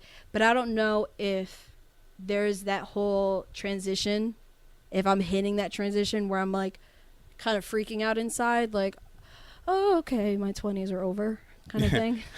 Like, I'm like a year and some change away from just being 30, and I'm cool about it. But I don't know if deep down it's like having a panic attack, just because I'm trying to see how I wrote it out last night. I can't remember. But, like, how, like, I had shit planned, and then, like, of things I wanted, but I didn't get, if that makes sense. Yeah. So I don't know if it's, like, a mix of all of that together or one specific thing, but I kind of feel like, but, like, once I talked it out and once I even, like, wrote that shit out, like, I'm just like, okay, what will be will be. I'm back on that. Yeah. That's it. I think that's good. Yeah, you kind of just accept things for what it is. And then you just realize, like, once you hit the 30s, like I said before, it's really just a level up. Like, you're just seeing yourself in a different light. You're appreciating more, and you just embrace the newness of the whole thing, because it is a brand new stage in life. And you gotta look at it that way, and then you just start seeing the world differently. Like, I think in the past 2 months, I kind of hit that wall of, like, you're a grown up now. Like, all this other shit is meaningless. Like, start acting that way. Like, act like you've been here before. I wonder. And now that I'm there, I'm just like, okay, I see it now. Things are looking differently to me. Things feel differently to me. Like, I'm just seeing everything and everyone in a whole different light. Yeah. Not a negative light, in a more positive light than I did before. Yeah. Because you try to break things down as basic and as simple as possible. When you do that, you realize how much of this shit doesn't really mean much. Yeah, it's all bullshit. Yeah. And you really just got to focus on a few things to keep life going the way you want it. Yeah, because I feel like I've been on that, and just, I mean, yeah, like, I'll participate a little bit on the bullshit, but I don't know. I don't think it's solely the 30 thing. I'm just, you know, I threw it out there thinking, like, all right, I'm 28, turning 29 in a few months, less than that, and I'm just thinking, like, is it that? Like, yeah, there's things that I wanted by now, and it's not even about being 30. It's about, damn, I have a year to get myself ready for that. Like, am I ready to be 30 kind of thing? Yeah. Like, I'm psyching myself out, even though it's literally just like an age. Like, it doesn't, I mean, clearly it really is. Clearly anybody in their 30s can be childish, so we've seen that. Yeah. So it doesn't really matter. It's more about just this is where you got to begin to get your shit together. No one's expecting you to have your shit together the moment you turn 30. Yeah. But it's about, be like, okay, these are the steps I got to do in order to take myself to that next position. You kind of reevaluate, all right, where am I in life? What do I have? What don't I have? How can I make this work? But it's really also about perspective. Like, you said you wanted a certain level of success by the time you hit 30. If you feel you haven't done it, I think you need to look a little more deeper inward, focus on what you do have, and then you realize you're a lot closer to that goal that you wanted than you really think you are. Yeah, because, okay, so I did that, right? Okay. And I realized I don't have what I planned or what I wanted by 30. And how I wanted to, like, you know, attack my 30s with, and, like, just, you know, full force. But I have shit going on for me that I didn't plan for, Mm-hmm. and I didn't expect. Mm-hmm. That it's just like a whole new world. So it's one of those things where it's like I don't have what I intended on having by now, but I have something completely different, or I just have something else. Then I have like these new opportunities. So and then like being in a long-term relationship, it's you know it's a roller coaster, and you always try to figure out like we're coming up on a milestone. And it's funny because I seen like Facebook memories. There was this one post that I did like 2010. It was June 15th, and then I sent a screenshot to my friend. I'm like, I think this is the day you introduced me to Juan, because it was like meeting up Lore, my friend Lorena. We call her Lore for short. Meeting up Lore and going to the pool, and that was the day I met him. Yeah. Shout out to Kat from that she works with Matt on the Lovely Nonsense podcast, whatever. But yeah, it was her little brother. And it was you know, it was their house, their pool and shit. That was, I think I had met them already. I think I met Kat already. But yeah, that was the day I met Juan. Aww. So it was funny to me. And then that was like last week. Then realizing, okay, and then just trying to like, where are we at now? Like, where are we going? That, you know, those kind of conversations. Yeah. So those are always big conversations to have. A little scary, you know, behind closed doors, but it's okay. But it's part of it. Yeah, no, I'm not gonna. Yeah. I try to be transparent, so I'm gonna talk about it a little bit, but like this is where I end. This is it. Gotcha. But yeah, it's you know, like added that, like, you know, that was part of me like thinking this morning, like or you know, maybe trying to put in perspective everything that's been happening the last 2 days. Yeah. I mean, maybe you'll see yourself changing up too once you hit this next year. Maybe you'll find yourself being a little more patient. Maybe having a little more empathy towards people. Mm-hmm. Maybe, you know, slowing down on the rudeness. Maybe enjoying life a little more and working a little less. First off, I have empathy. You do have empathy. I'm yeah. Well, it's different actually. It's not that I have empathy. I'm kind of an empath, so I do. It's just whether I choose to care or not. It has a limit. And I usually choose not to care. Yeah. I usually choose. But sometimes you choose to care. I wake up and choose not to care, huh? Yeah. Oh, yeah. And times you do choose to care, you know. Yeah, which I feel like I've softened up the past few years. I think you have. Velvet, but I think it's been great for you. Yeah, like I'll talk to Velvet about something every now and then, or like my other sister, and she'll be like, "Yeah, you softened up." Because I used to be wrong with that. Used to be a lot worse. Because yeah, no, I'm changing. The times you did, it didn't lead to anything hurtful or anything that would backfire on you. No. Mm-mm. Yeah, so I think you did it right. It was good. It didn't need to happen, but you did it. Yeah. And whether or not you saw good karma from that or didn't, I think it was still the right thing to do. Yeah, because regardless, I'm not. You know, you shouldn't. It was funny. Somebody had said this to me. Like, pretty much, you shouldn't do anything expecting it, but you kind of do. I literally don't do anything expecting good karma. Like, no. I just be doing it, and it just happens. Yeah, for that person to say that was just like, nah. Like, you're 100% looking for something back. But it should just happen. And I've always said it is what it is. You know, what will be. And as those are my mantras, I think I'm just going to stick with it. I think like I question myself too much. Yeah. Then I overthink it or whatever bullshit. And it's like, you know what? I'm just let it happen. That's it. You manifesting or just letting it be? Which one? Yeah, you just letting it be. Just letting it be. Just letting it be, yeah. Yeah, because I've never been. I mean, I'm not gonna shut down anybody who manifests. Yeah. I think I'm not saying it doesn't work. I think it works. I manifest a little bit. Yeah. But I also. I don't like. I also like to say like I don't expect anything from anybody, so I don't get let down as much, kind of thing. Like, you know, no expectations, no, you know, what is it called? No, just it starts with a D. I forgot what the saying I use. I don't know, but I know what you mean. Though. Yeah. I can't think of the word right now. Disappointment. Yeah, disappointment. No disappointments there. So like I'll say that about people, but I feel like I'll try to manifest something, but at the same time, I try not to like harp on anything. Yeah. Like it's like, yeah, I kind of wanted to be a little bit further along with my restaurant by now, but I'm also cool on it because I never expected for the show to last this long. I wasn't intentionally going to be, you know, doing the show. That wasn't even the route I was going to take. Yeah, I was going to take, yeah. Look where it takes you. So it doesn't mean that you can't have some sort of success with what you're doing now and then eventually turn that into a restaurant or adding a restaurant during the show. Yeah, because that's what, I mean, it was fun. I was talking to the Soul Shack guy, Eli, and he was just like, oh, so you're just like looking for a way in. I'm like, yeah. Like, I was like, I like to, and I realized I do, like, even when it came to getting into music and thinking, like, you know, loving basketball shit. Like, all right, do I do the A&R route? Do I do the writer? All right, I'm just going to do the writer for now. So I just think quick on my feet, and I think I'm okay doing that if it's gotten me this far. So, and just realizing, okay, yeah, like I have gotten far. Like, it's okay. I'll be okay. Let me ask you a question. Far. Yeah. Could you see yourself running a successful restaurant that 2, 3, maybe 4 nights out of the week is also the top open mic in the area?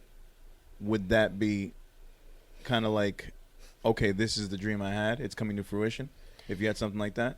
Yeah. Like, it's a banging restaurant, it's highly reviewed, highly rated, and then on top of that, 3 or 4 nights out of the week, it's the top fucking open mic. That's exactly what I want. What you want, right? That's exactly what I want. Well, it doesn't have to be open mic, but I wanted my own BB King's. Yeah. So that's essentially what you're looking for. Yeah, BB King's has always been something. I never knew what to do for Waco's House, which is the name of the restaurant. Yeah. I just knew this is what I want. And then I always knew I wanted music. I just didn't know I can combine them. It was, you know, my mom thinking like, all right, just pick one, or like, no, those two don't work. Like, you know, you did the teaching thing, just go with teaching. So music, yeah, I went to school for teaching and dropped out because I wasn't going to do that. But I know that. Yeah, I was an English. I was a double major. I was English and journalism. So the journalism I can hold on to music, and the writing and the blogging. But I was English, and I was about to be Miss Sanchez out here. Yes. Oh shit. Yeah. I did that's how I got into, I started doing, I was a teacher's aide at the Y, like voluntary, and then they hired me, and then I needed more money, so I was trying to do shit legally, so that's when I started working at restaurants. And then I was still kind of doing this. I was in a class in high school that was for teachers. Like, you know, okay, you take this class, and it kind of, you know, they took us to like the middle school. Like, you get to pick a grade, and you kind of like help teach the class and see, you know, what the teachers do and shit like that. And, you know, the psychology behind teaching kids and different, you know, the different teaching, what is it called? Techniques and all that shit. I can't remember right now. Like, the methods, the formulas. Yeah, there you go, the methods and shit like that. Whether they're hands-on, or they need to see it, or draw it, or write it, you know, all that shit. Sorry, just that echo. Hold on. I still hear it in the headphones. But yeah, like, I went through all that, and I kind of convinced myself, okay, this is a career. I'll do it. And at the time, I was working at a restaurant, but it wasn't like a thing yet for me. Right. And then I realized, like, it was the middle of college when I was like, oh, I can actually do this.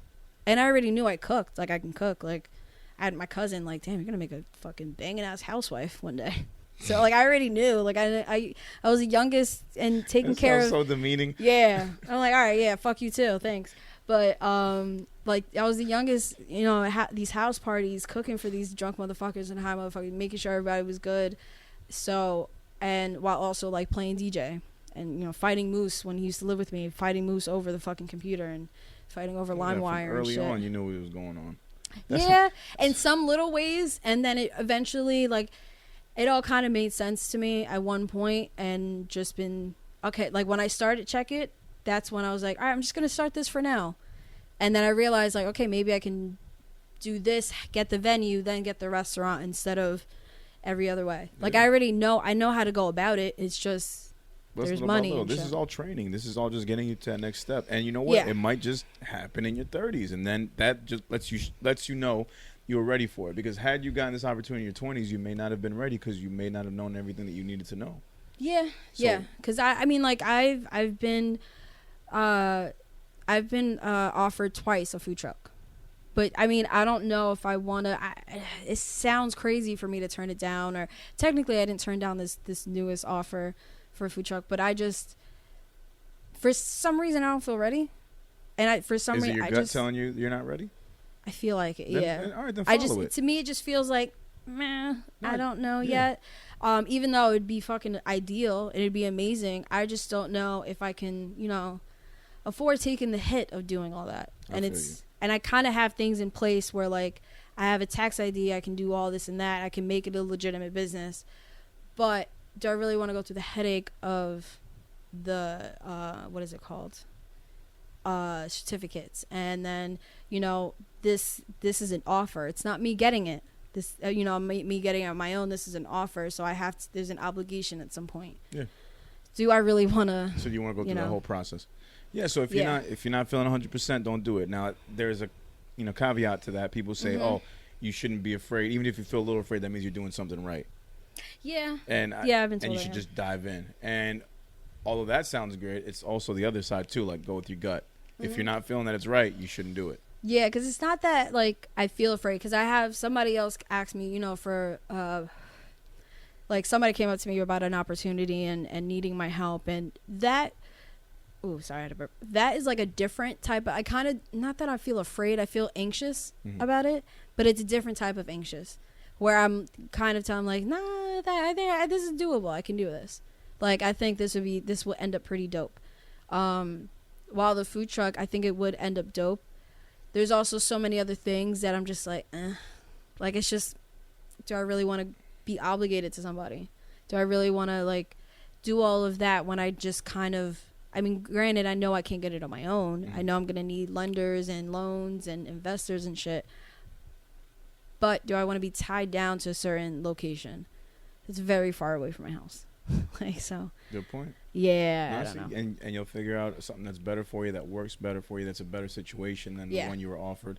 And it'll work, man. I mean, my biggest dream, too, the only thing I manifested, I pretty much got before.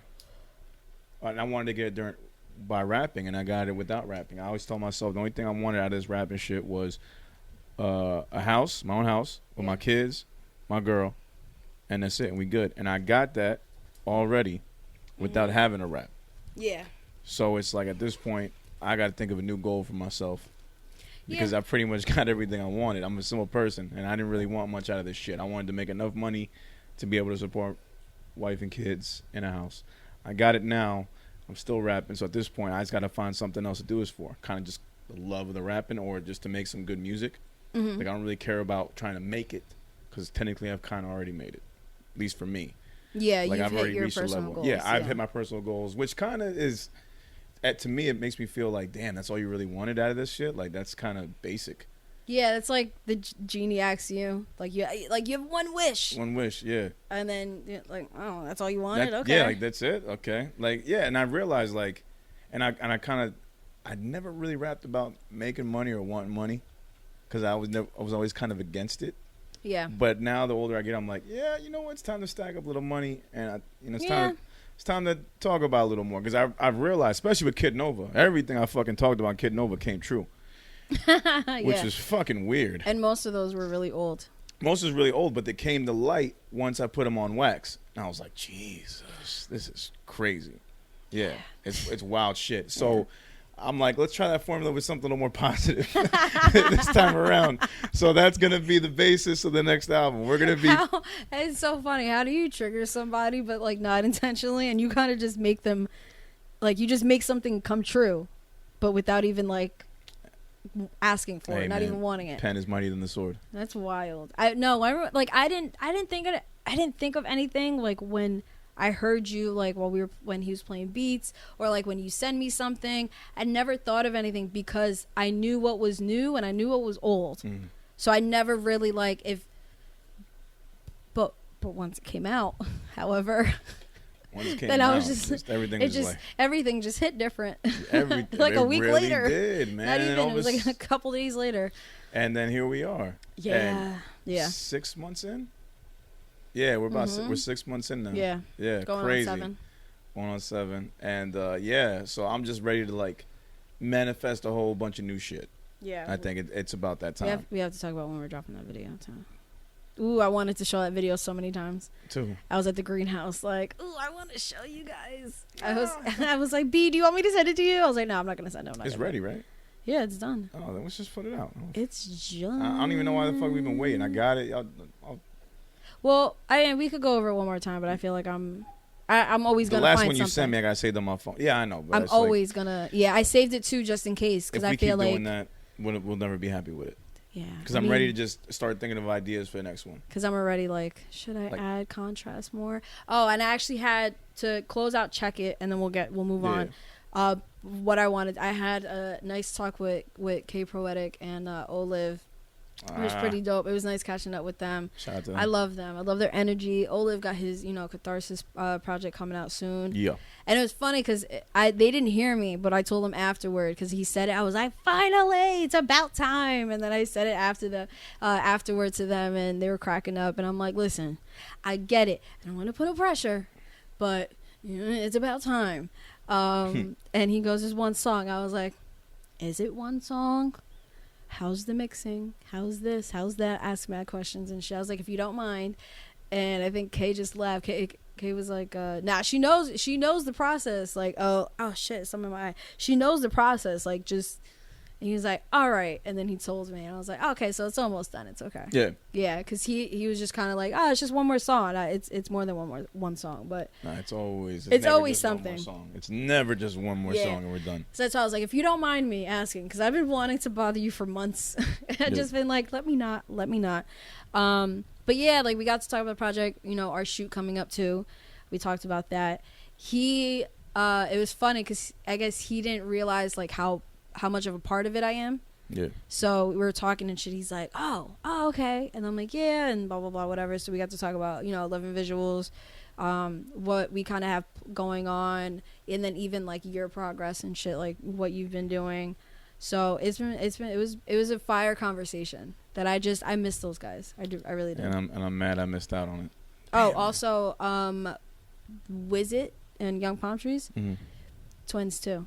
But they left early. So when Kay and O went up, Kay was like, yo. He was like, when did this happen? It's 2 sets of twins in one night. How fucking crazy is that? But they bounced at that point. But it was crazy. Like, damn, like two sets of twins, yeah. I didn't realize it. Yeah, I didn't realize it. Like, their hairs were different, and I didn't really, like, get to actually talk to them and shit. And, like, one had shades, and I didn't even realize it until, like, oh, okay, like, oh, you guys are twins. Yeah. Oh, shit. Like, I double backed when he said it on the mic. I'm like, the fuck? But yeah, no, that night was beautiful. Night was dope. And I had anxiety over nothing. Like, awesome. Always. Hey. I feel like that's my good luck charm, so. I just get super anxious beforehand? Yeah. Because if you're not, then shit's really weird. Yeah, really I'm like that, yeah. If I'm not nervous before a performance, then I feel like something bad's going to happen. Mm-hmm. Yeah. Anything else before we move on to React? Nah, just I wish I was there. I'm going to try to be at the next one. So let's go. Let's get into this. Sade got a React video for me that she swears is going to make me react harshly. Not harshly. Just not harshly. Get a good reaction out of me. So she wanted to show this. So I guess we'll do the side-by-side video where I'll be looking at it. I usually have it. The video's like here in the middle somewhere. She'll pull out something and I can see what it is. So are you going to turn the laptop towards me or what should I do? I mean, this is just, it's the 911 call when you see it's like subtitles almost. So like you see when it says the operator and shit. Okay. I always say dispatcher. I mean operator. Dispatcher. All right, let's see this. 911, what's your emergency? I lost the kid. I'm babysitting. It's all right. We're going to send someone over. What happened? We were playing hide and seek, and I've been seeking for like 3 hours. I can't keep seeking. You're sure you checked the whole house? Yes, but he's not normal. Hunter went to magic camp. What does that mean? It's an illusionist camp. They escape stuff and eat coins. Have you checked outside? You don't understand. Last week he made me pick a card and a bird flew out of my mouth. He doesn't own a bird. Where did that bird come from? Okay. Oh, no. His parents are pulling in. Maybe they know where he's hiding. I'm not going to get into college. Oh my God. Am I going to go to jail? Connor! Ma'am? You're in the fucking freezer? How do you breathe in there? Illusion. Illusion. I quit. Magic sucks. Okay, Paradise PD. Okay, so that's what it was. All right. It's funny. Oh, hold on. Let me stop this. Stop it. So it was funny because so LB sends me this. And I'm just here like, I'm in the middle of working out, and I was like, you know what? Because I'm not back into a routine yet, so I'm easily distracted. Like before, like even though I'm easily distracted, I'd be in a routine and be like, nobody could talk to me. Right. So this is when I'm just like, all right, I got a message. I'm gonna stop and read. I was laid out on my yoga mat for 15 minutes, crying and heaving, just watching it over and over again. And me and LB sending voice notes back to each other, just us laughing. That was it. And then, mind you, I was just there the night before, late as hell. So, and like we had this whole kind of talking about the catharsis, like a very cathartic moment, I guess. And just, us venting about all the bullshit going on. But it was just funny because in that moment, I was just like, thank God.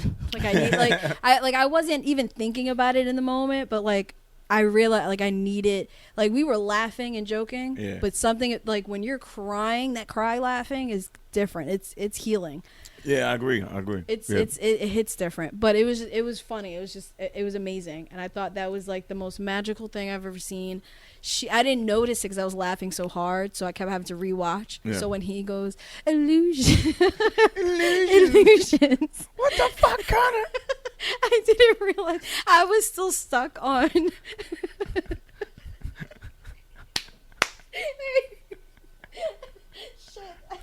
I told myself not to laugh to start. I was stuck on like, where did the bird even come from? It came out of my mouth. He doesn't even own a bird. He doesn't even own a bird. So I was stuck on that. So I'm sending her voice notes of me reenacting, where did the bird come from? And she said something about illusion. No, I saw the ta-da.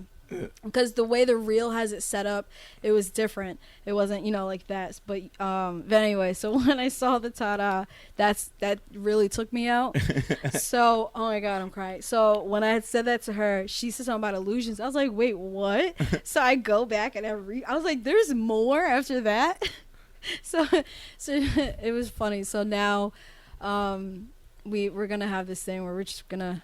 It's not random. There's a reason why we're gonna say it, but ta-da. We're just gonna be saying illusions to each other. Illusions. Yo, illusion camp sounds funny as fuck. Illusionist camp. They eat coins. What?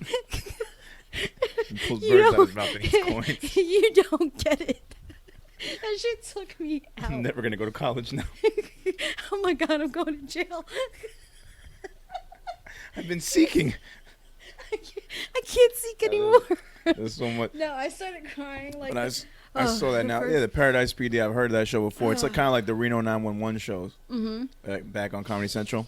Like the fake cops. Oh, that's that. Kind of like that. I really thought it was Reno and they were remaking it. I didn't know it was kind of like that. It's like name. but Netflix. Oh kind shit. Of joint. Yeah, it's kind of like that though. Where they take like cop situations and just turn into comedy. Oh my God, that was amazing. Okay, so I do wonder if that is real. I mean, I'm sure they made it up. It was made up. You can tell because there's Netflix ad right after it. No. Like, I wonder if some of these, I don't know. I feel like 911, not like saying like that exact thing, but I feel like 911 gets wild shit. Like the knives one. Like, I was looking for this. The dude with knives for hands. Yeah, and they played a bunch, I guess, from that show. They played a bunch of different calls, and it was the knife for hands. One was like, there's a dog, or all I saw. I was trying to fast forward looking for this clip, and it goes, what is it? I'm gonna go investigate. And the operator's like, no, don't do it. So I'm just like, the fuck? So I'm just fast forwarding it. Something about a dog. He was like, oh, he's licking my face. Then one was like, so yeah, I was cooking, right? and how bad, I mean, I wouldn't get in trouble for meth, right? Some shit like that. Something about, and like, it just ended with meth. And then I was cracking. I don't even know what happened after that. It was, I just kept trying to fast forward to look for this.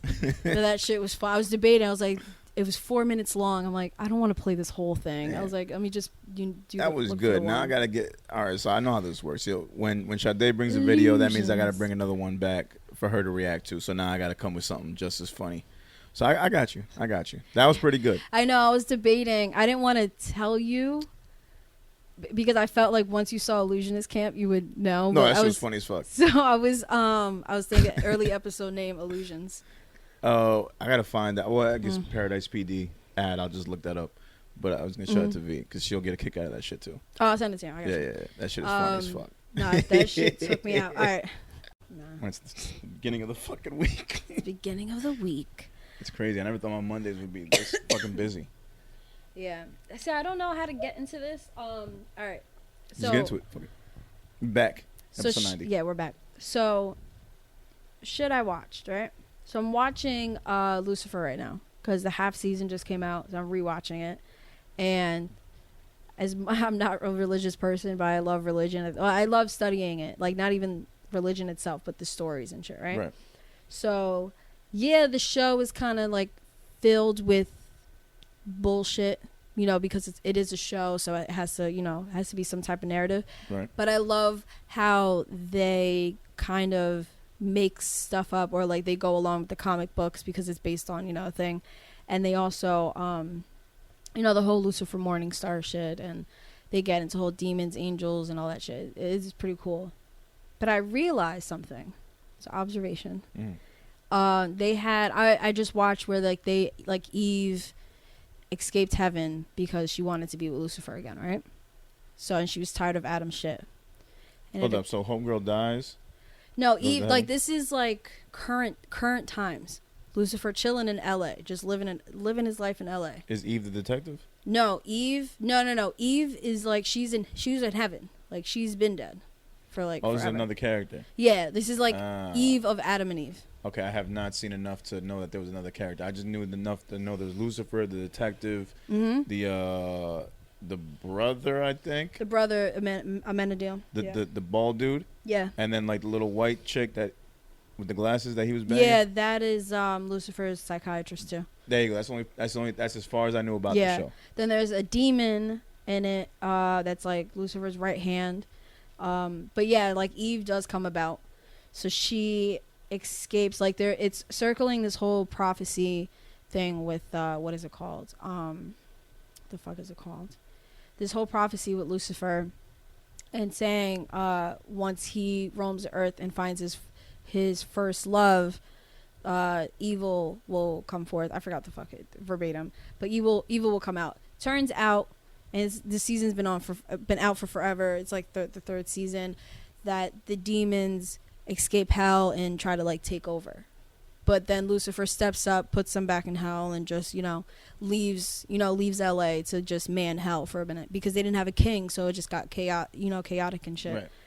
But anyway, so yeah, the whole prophecy is they just assumed, okay, Eve, that was his first love. It turned out it wasn't. It was the detective the whole time. That's why he was just like, all right, now I gotta go back home. But no, so Eve leaves heaven, you know, Silver City and all that shit, tired of Adam's shit, and goes to find Lucifer. Right? My observation, right? Because when she meets Lucifer's right hand, you know, demon, not really his right hand, but, you know, sort of really, she's one of the demons from like Lilith, not because there's always been like two different kinds. She's different. She stands out. Like she is a demon, but she's a little bit more upscale than them. Okay. And it occurred to me, Adam must have been a real fucking prick. That's two women. Let's. So I don't. Back to Adam and Eve's story. I don't think. Yeah, no, it's not even really about the show, but it just an observation I thought about this morning, that like it doesn't get talked enough about. But I always kind of overlooked it. I always known about the stories. Always kind of fascinated with like stories, you know, from the Bible and the Quran and all that shit. But like he must have been a real fucking prick. He must have been. That's two women. It is, but then you know. Women and their choice for food. Look what happened when Eve bit the apple. Like it's not to me. It just seems it's, you know, common denominator type shit. Like So if there's a pattern here, and it's Adam. Yes.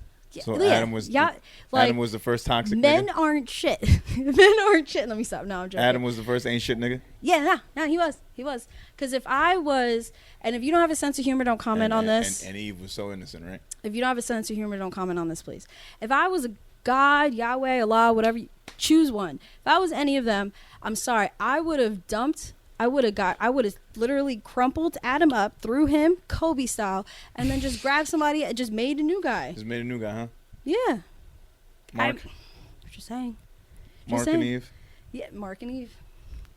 No, it just to me. No, it wouldn't have been Eve because it would have been like, all right, you guys are duds. All right, it would have been Mark and Sarah. No, I don't know. Mark and Sarah. I don't fucking know. Yeah, just a regular name like that. Yeah. I mean, like, how do you go from Lilith to Eve? Like, let's be real. No, but it was it was always so funny because, like, Eve, the whole thing is, I mean, Lilith, the whole thing is, like, she,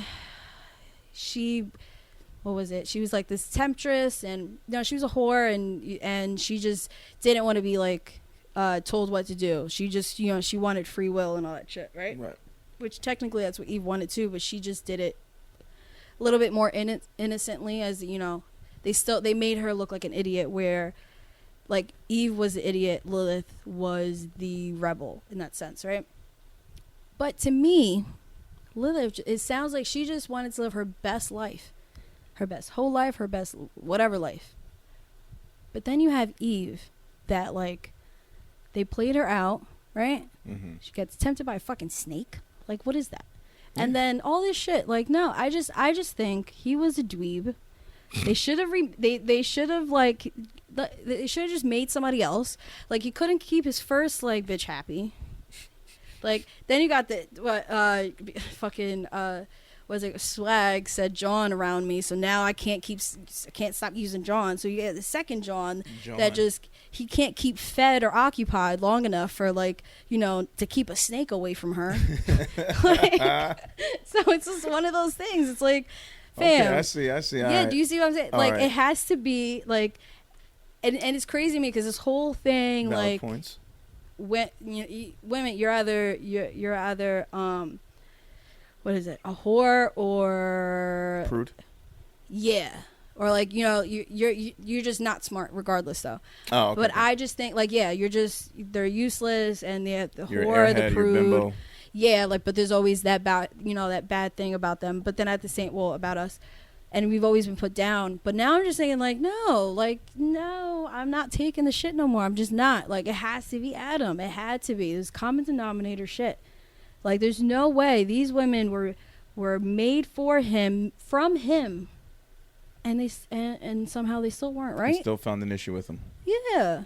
Like, no. Like, something like he's human. Maybe they were asking for too much. what? Maybe the women were asking for too much of him, and he's not a robot. No, like, to me, like, I always thought, well, like, the Eve thing always sounded like, yeah, it was kind of, that fan is really in my mic, my bad. Nah, you're good.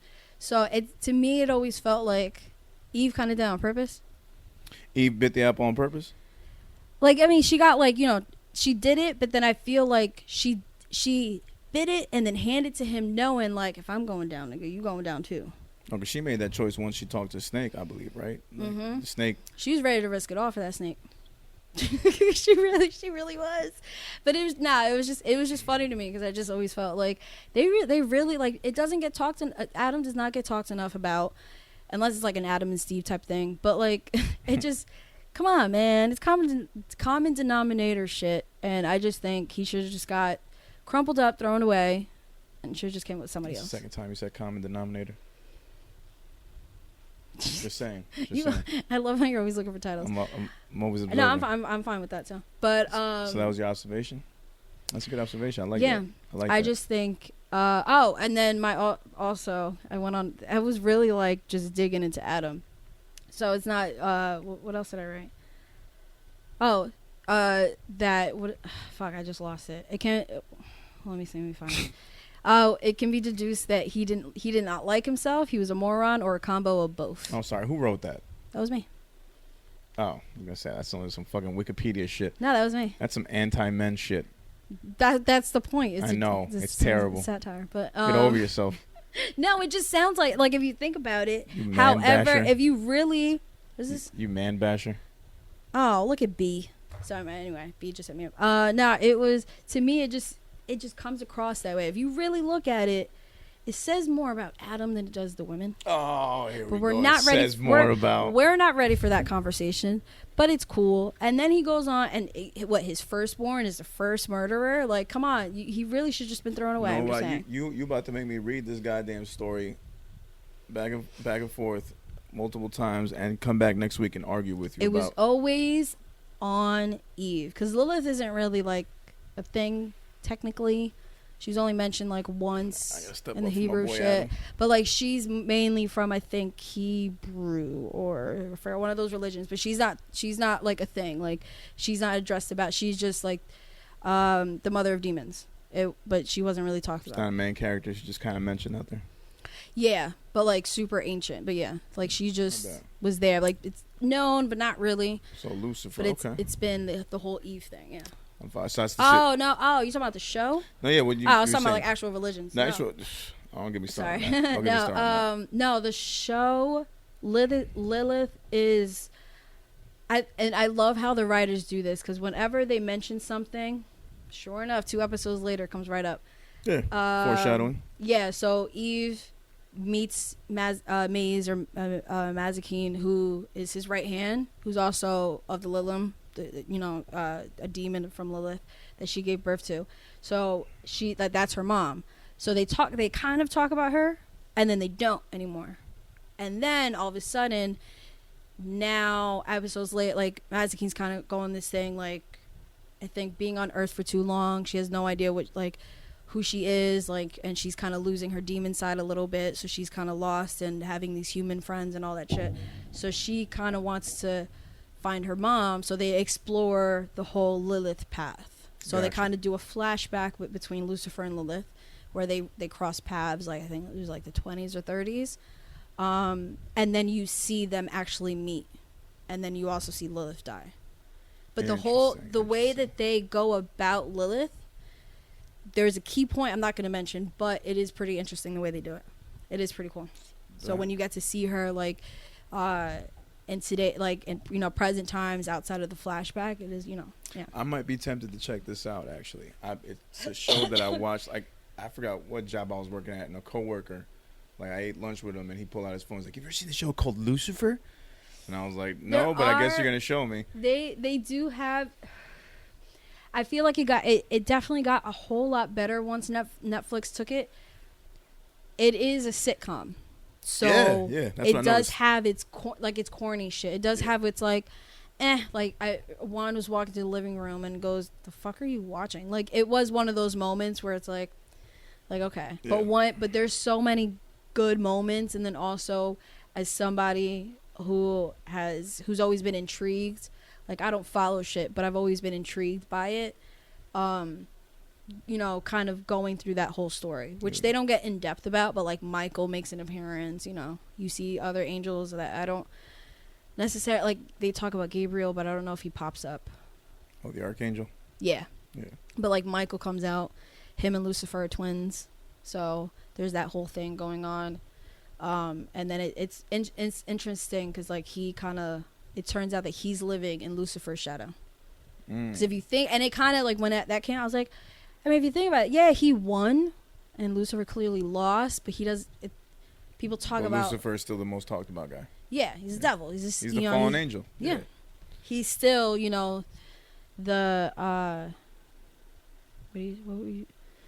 the black sheep. Black sheep, but what is it when you die for a cause? Martyr. Mm-hmm. Yeah. He's still a martyr, even though it's a martyr that nobody really likes. Well, because he's misunderstood. It's not like he's just all evil. He used to be good. There was a reason why he turned that way. Yeah.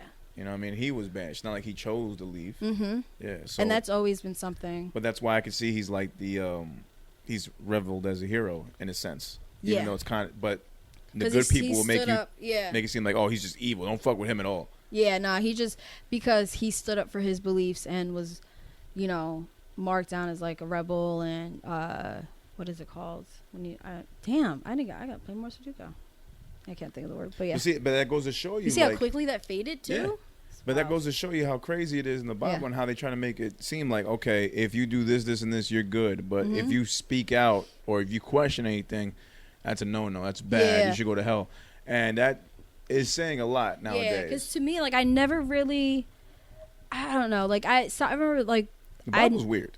It is. It 1000% is. Like, I remember, like, reading it and, like, you know, having to read it for church and shit. Never, I mean, I can count on my hand how many times I actually went to church. But kind of already, like, sussing out the bullshit and, like, just like, can't bullshit a bullshitter. Me, like, 7 years old, like, I don't buy none of this shit. Like, I remember saying that, like, I don't really buy any of this. And my mom just, like, shut up. But you realize how it's, like, the most essential story of our time. Mm-hmm. And, like, how all ideas in TV and movies and music get taken from this, which is kind of like the oldest story that we have. Well, maybe not the oldest story, but one of the oldest stories. It's one of those. It's up there. It's one of those. But it just goes to show you, like, it's another example of, like, I say, like, no idea is original. Mm-hmm.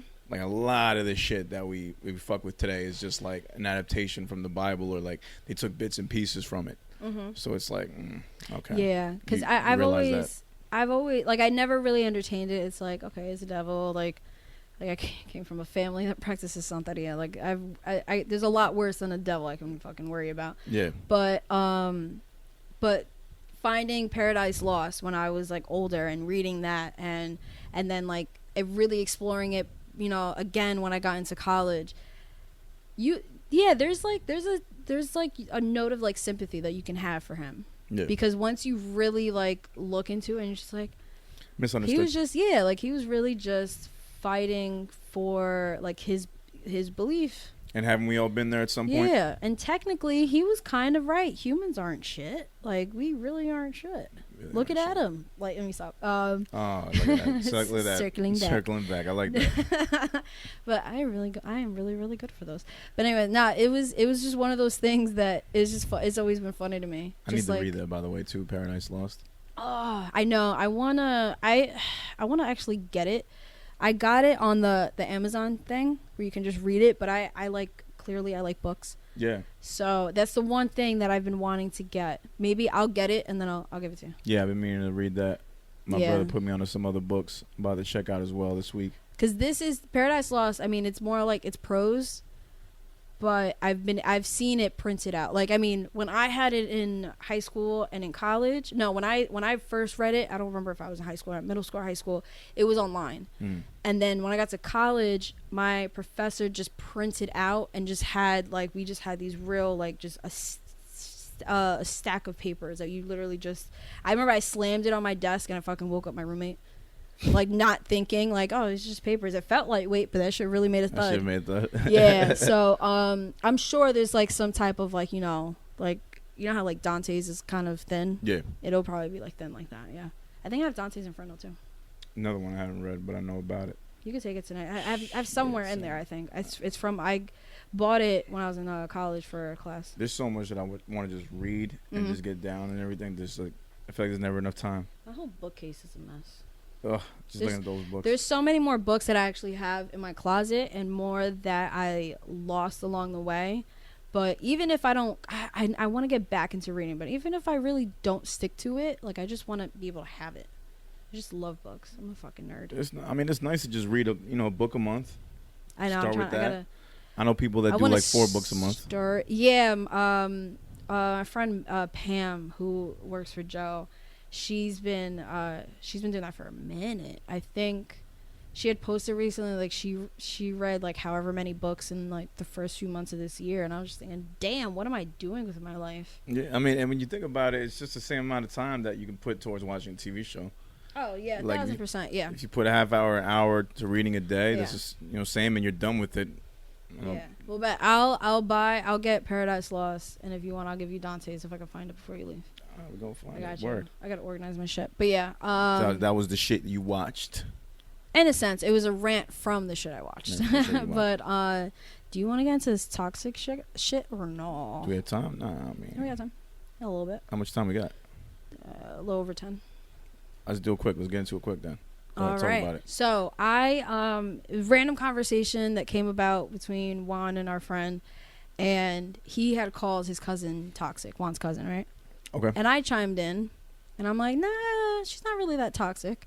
He's like, come on. And, she's done some crazy shit. But I'm like, no, she's done crazy shit. She's not toxic. So I think my personal belief is that you can be crazy, Mm-hmm. not toxic. But if you're toxic, you are crazy.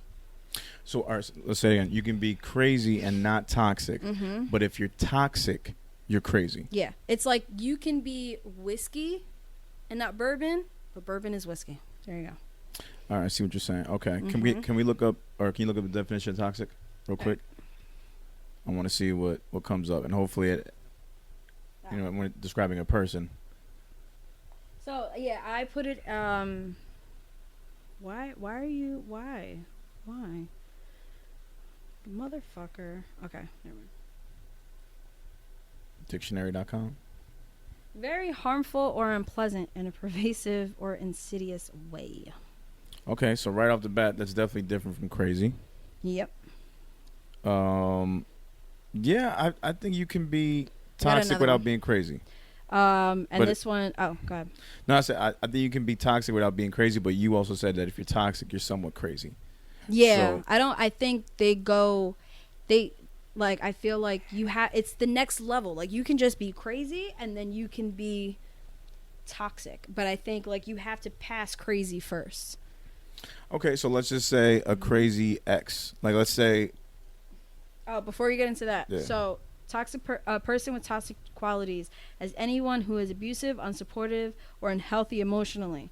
Someone who basically brings you down more than up. oh, that's not crazy at all. That's not crazy. But take that definition, Mhm. right? I'm adding to it because just knowing the people that I will deem toxic, right? Mm. Or people who are in toxic relationships. There's a bit of craziness in there. A bit of delusion. Because I guess when you're saying crazy, I'm thinking of like just like the yelling, going all out, like doing crazy, wild shit. I shouldn't say crazy while I'm explaining crazy. But yeah, but that's different from, because a toxic person can be very relaxed, calm, but at the same time be triggering, be rude. Okay. You know what I mean? Oh wait, does that So I'm mean thinking I'm about the toxic? traditional crazy definition of like loony bin, like just Wait, making am wild I- noises. Then wait, am I toxic? No. Am I? Well, no, because you're not necessarily like contributing to like ruining a relationship with somebody else's, like by being your cold True. self. True. Right? Yeah, I don't. What was the definition again? The toxic. Oh, One more time. Read it one more time. well, the official or somebody. The toxic qualities, whatever person. Let me say. Person with toxic qualities as anyone who is abusive, unsupportive, or unhealthy emotionally. Someone who basically brings you down more than up. No, yeah, I'm good. Yeah, like a crazy person. That's not an official, but That's yeah. not official, but it makes sense. It goes with the vernacular. That's why. A crazy person might just lie or call random or call multiple times to piss you off. And that could be considered as crazy. Not necessarily toxic. Unless you consider them calling you all day to bring you down or fuck up your energy. Then I guess in a sense that could be considered toxic. All right, an example, right? So our friend Lode from Florida, so she had called in, or like we had called her, and I was like, oh, let's ask her. So we mentioned it, we throw it out there. She gives this example. I think this is example. This story is from her. So she said a friend of hers was with this girl. She liked extra rough sex, like punch me, whatever, when she was drunk. But when she woke up the next day, she had no idea why she had these bruises, and would call the cops on these several occasions and have this whole like, he beat me in my sleep. Why am I waking up like this? And nobody would ever believe him saying no, like he had to record it one night, and how she would get abusive with him. But this is when she was drunk. She had no account of it. Like, he had to record it to be like, hey, can you stop getting me arrested? Because cops didn't believe, nobody believed him when he said, she's literally like this is my living girlfriend, and she's literally asking me, like, if I don't comply, she's beating the shit out of me. Yeah. Jesus Christ, man. Yeah. You gotta feel for those types of people in that situation. Mm-hmm. You can't hit her back. Is that crazy, or is that toxic? Okay, when or both. When you put it that way, it's crazy that she's doing that when she's drunk. It's toxic that she's calling the cops on him. A twofer. Okay, I got it. because you're contributing to ruining his life. Mm-hmm. Crazy is one thing. You're acting crazy when you're drunk and we're having sex. You're asking me to do these crazy ass things. Mm-hmm. Again, I'm using crazy in the definition. You're asking me to do these wild things to you. Crazy. You take it a step further and you become toxic, where you're now messing up my life by calling the cops, knowing that they're not going to believe my explanation. But that's what I deem as toxic, because you're going the extra mile. You're not just doing something wild, crazy, and just out of the norm. And you're doing that when you're in a calm state, because... Yeah, you're going the extra mile. So now you're sober and you're calling the cops saying, hey, why am I beat? Yeah, because Juan's cousin, she found out her man was cheating, and in the middle... Oh, this is like burning out, though. I have to get a pod during the break. Damn it. Huh? Damn it. It doesn't taste that bad, though. But anyway, so I was going to say, so right there in the middle of Harlem, well, not really in the middle, but yeah, right there in Harlem, she dragged him, she pretty much kicked him out of her apartment that's like on the second floor, or no, it's much higher up in the building, threw him to the street and started beating him middle of the block, on the block, in front of everybody. That's terrible. So that was the example. I think she just got pushed to do that, but yeah, no, this bitch is crazy. She's crazy. Love her to death. She's one of my favorites out of all his cousins.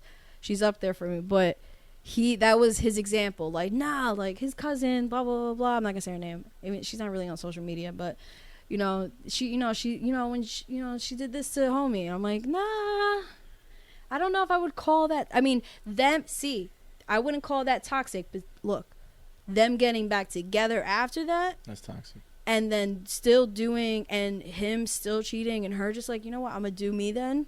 Yeah. But them still together, now that's toxic.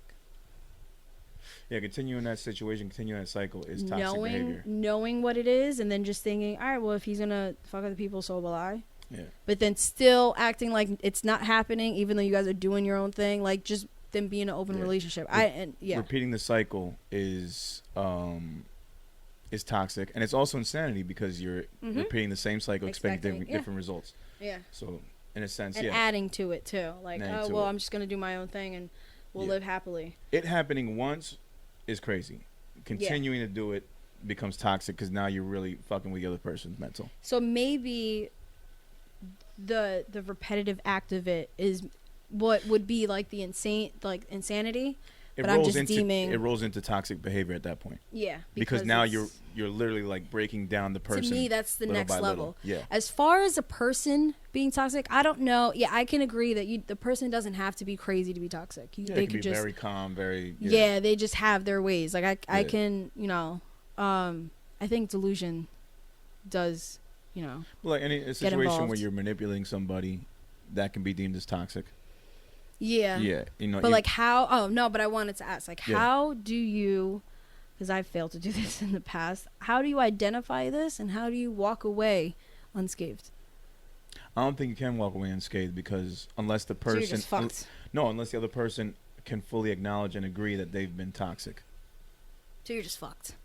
Most toxic people won't acknowledge it. No, they don't. It takes a lot of time to acknowledge your toxicity. Yeah. It's not something you can just do the first day. It's kind of like an addiction. You're the last person to notice that you're addicted. Yeah. Yeah, so I think that's a real, like, serious situation. Mm-hmm. I think that was a great point you brought up, and I think it's levels. Crazy, toxic. Toxic is like that ultra crazy. I feel like it's almost, what is it called? When they have, like, if you go down this route, but you go down several routes, but you still end up at toxic. Like, you can be crazy and then kind of get into insanity. You could stop there, but no, you go straight to toxic. Or you can, manipulative. No, manipulative, I think, just goes with toxic. You could be a little, delusional, but then you could go right to toxic too. So, you can see it. At that point, once you get into toxic mode, it takes a lot of looking into yourself. Yeah. To really get out of there, because at that point, everybody has seen it now. Everybody agrees that something's wrong, and you need to change your ways. I feel like there is a way though, like to walk out of it unscathed. Yeah, or maybe if you're an outsider that sees it, you could definitely see as an outsider somebody's toxic. Yeah, you could, especially if it's something that's happening continuously. Mm-hmm. Then yeah. and you can. So it is possible. No, it is possible you can. Yeah, I don't think you can be toxic from the jump. I think that takes some time. No. I mean, as somebody like saying like if you are involved, whether it's friendship, relationship, whatever, involved in something or with somebody, that is toxic. Is there any way of walking out of it?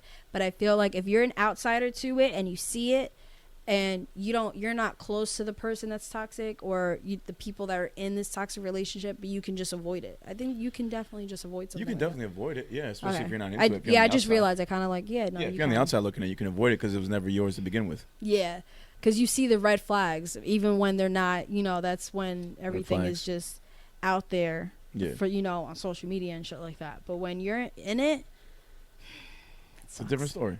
Yeah. Yeah, it's different. It's a tough thing. Ugh. All right, crazy, toxic. Yeah. And we are back, episode 90. We're getting ready to close this motherfucker out. But before we do, it's about that time. My favorite segment, Sade's favorite segment, my kids' favorite segment, my soccer team's favorite segment. It's the one and only. And if you don't know, now you know, nigga. Ooh. If you don't know. Now, if you don't know, it's about time that you do know. This is our segment where we play the best inside and outside of New Jersey, whether it be music, poetry, comedy, anything from creatives that we feel y'all should be in tune with. Now, as always, we want to remind y'all we do not own the rights to any of this music. We are simply showing love, giving a little bit of exposure to artists inside and outside the New Jersey area that we feel y'all should be checking out. So if we can get y'all to check them out and go a step further, check out their album, go another step further, go to the shows, and maybe even buy some merch or buy an album directly, I feel like we've done our job. And as always, all the songs that are being played here will be added to our If You Don't Know playlist, which are currently available on Apple Music and on Spotify. Now, for this week, we got two brand new people. I actually think one of them is a past alum. Yeah. That would be my selection. Goes by the name of Xani, Queen Xani. Repping Interstate Runners. Shout out to Nova Sopranos, former guest on her show. She got a brand new single out. She's been working heavy out in these streets, doing mad interviews and pods. I see it. Interstate Runners is doing great with her and the project that she's released. So we're going to get right into it. The single's called Getting to the Money from Xani, Queen Xani. So let's get into that right now. Magical. Get 300 meg internet. And there's an ad playing. What's no, it playing I just realized Apple won't play. Apple's not playing. All right. Yeah, Apple won't play.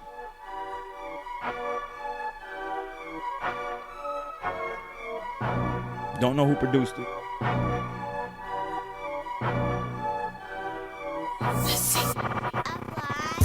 Now what we came here for?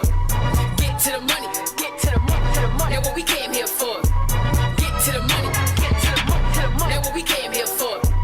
Get to the money. Get to the money. Now what we came here for? Get to the money. Get to the money. Get to the money. Get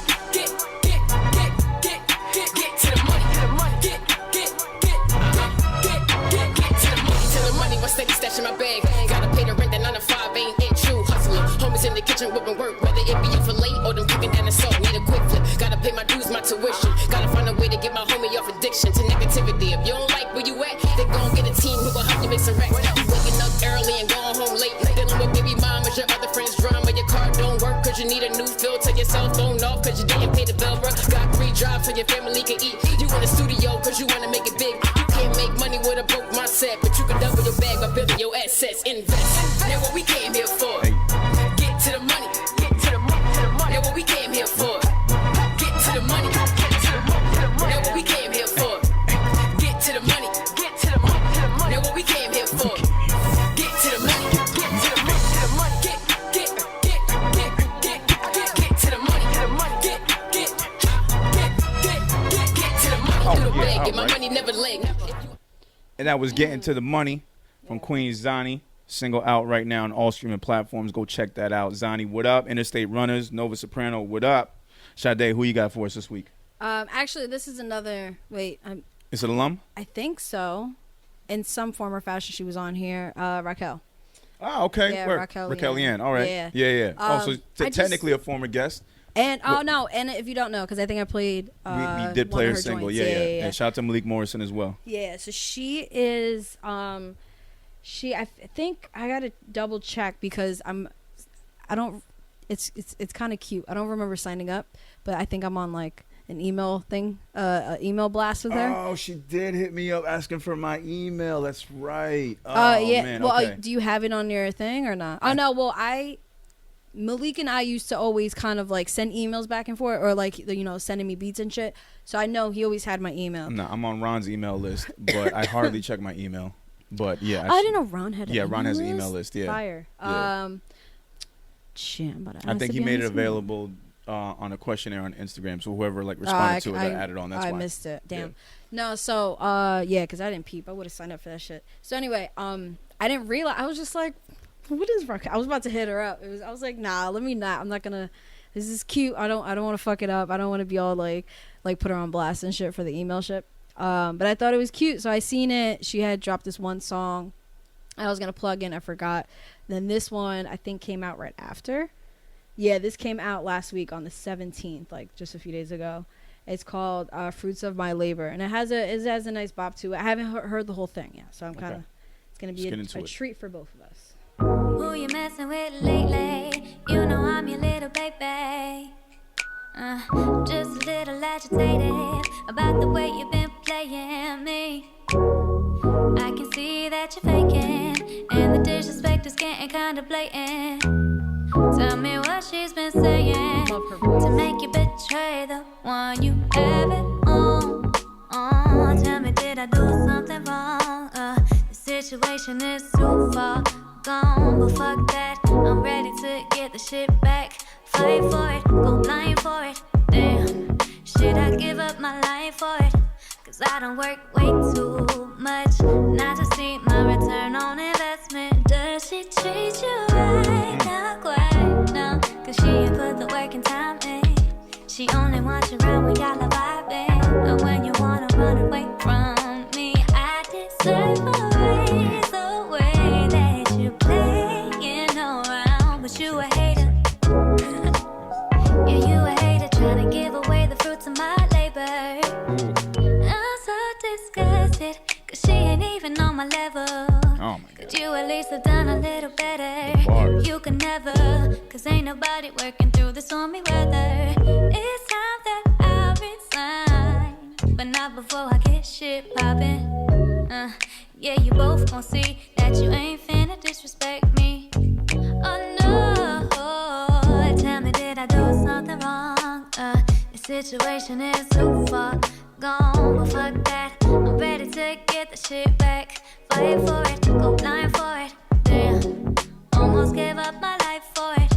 Cause I don't work way too much not to see my return on investment. Does she treat you right? Not quite, no. Cause she ain't put the work and time in. She only wants you around when y'all are vibing. And when you wanna run away. Okay. Now I was vibing to that shit too. Yeah, same. Okay, Raquel Liane. I was like, oh wait, no. I feel What's like the name of the song?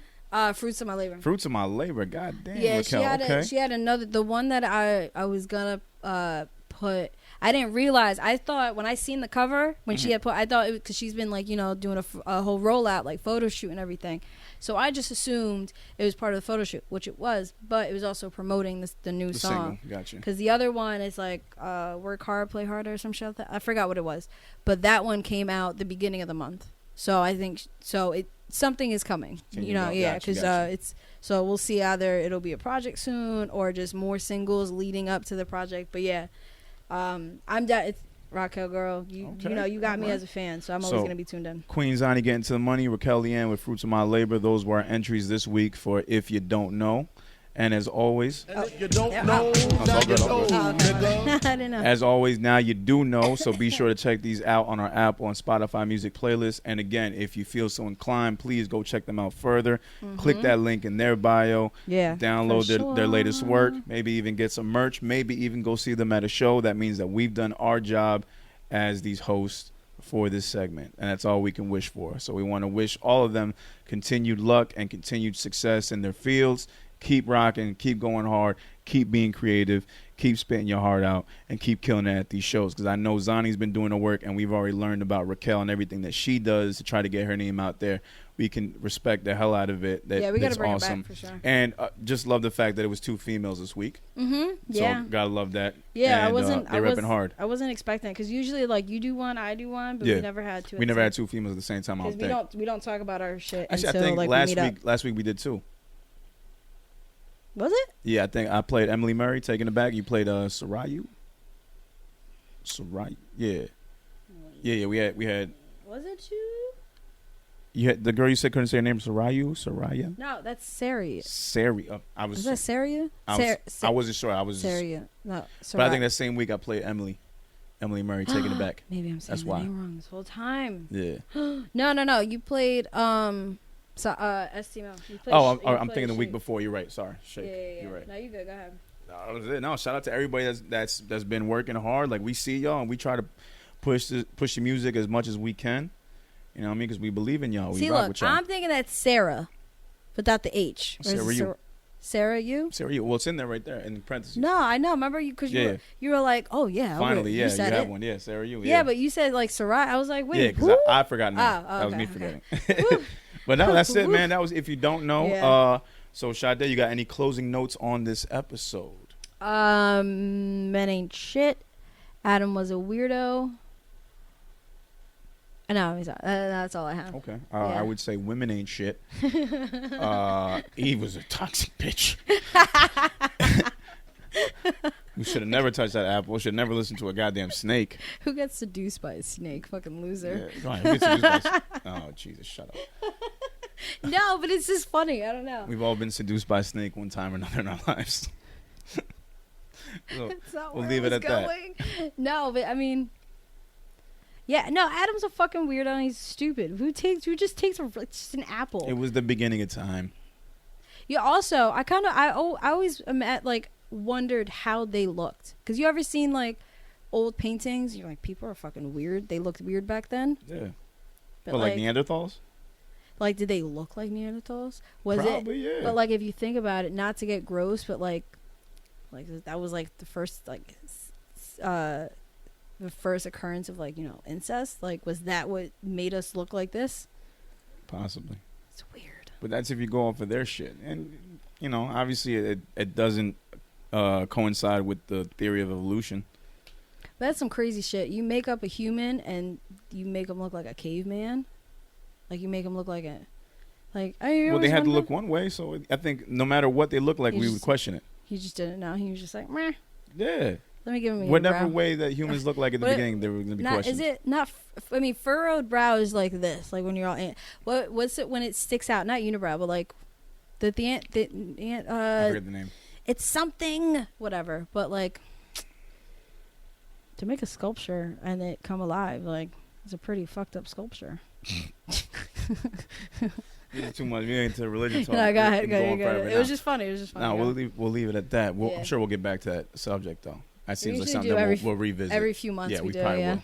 But let me see. This has been episode 90. We're finally in the 90s now, coming up to that 2-year mark for our show.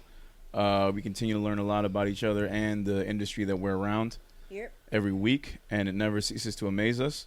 But at the same time... No, it amazes us. Okay, fair enough. I don't know. No, it said it never ceases to amaze us. We're always amazed. Okay, I didn't... Yeah, we're always like, oh, wow, this is happening now. Yeah, but at the same time, we are learning to stay far away from the bullshit and at the same time support everybody that's going through it. Hell yeah. Because we obviously don't want anybody to look crazy out here. We don't want anybody looking crazy out here. I just feel like no matter what, you can't... No, you can't win. I feel like no matter what. You can't escape the fuck shit. Yeah. So if you were meant to be in it, which just reminded me, I heard some wise ass words for kind of my, like, what I've kind of been dealing with in both of us this past week. I was told if you were supposed to be a part of it. Oh, no. Damn it. It's fucking with me. No, what was it? If it was meant to, if it was meant to be, you still be a part of it. That's what the person told me. If it was meant to be, you still be a part of it. Yeah, sure. That sounds like something that I've heard many times, but it's just been recycled to sound that way. Yeah. Mm-hmm. And I was just thinking, like, For some reason, it just sounded. Maybe it was just like me being delirious at like 6 a.m, but it just sounded so like wise to me for some reason. Just like it's so simple. Yeah, you're only giving what you can handle. So yeah. Same shit. Yeah. Yeah. Yeah. If you're meant to be there, you're meant to be there. Yeah. Yeah. It'd be like that sometimes, and It'd be like that sometimes is also another one. And that's my favorite. Which goes back to it is what it is. It is what it is. Which is the classic. Which is my mantra. I tried naming a mixtape of mine that, and I was like, no, the abbreviations look stupid. IIWII. Oh, it is what it is. Yeah. I didn't know which one you're talking about. What we're calling it, Iwi? No, Iwi? Yeah, Kid Pro with Iwi. I was like, nah. That might be a title. Iwi. It is what it is. Iwi. We have so many different illusions. I like illusions. Where did the bird come from? The illusionist. Where did the bird? It just flew out of my mouth. Okay, you gotta rap. Ta-da! Ta-da! Yo, man, this has been episode 90 with your host Kid Pro and Sade. Sade's a fucking mess right now. I want to remind y'all to stay safe out here. Mask up if you want to, but either way, keep your ass clean, keep your mouth clean, keep your hands clean, and watch yourself because it'd be dangerous and nasty on these streets, man. We'll catch y'all next week. Peace. Oh shit.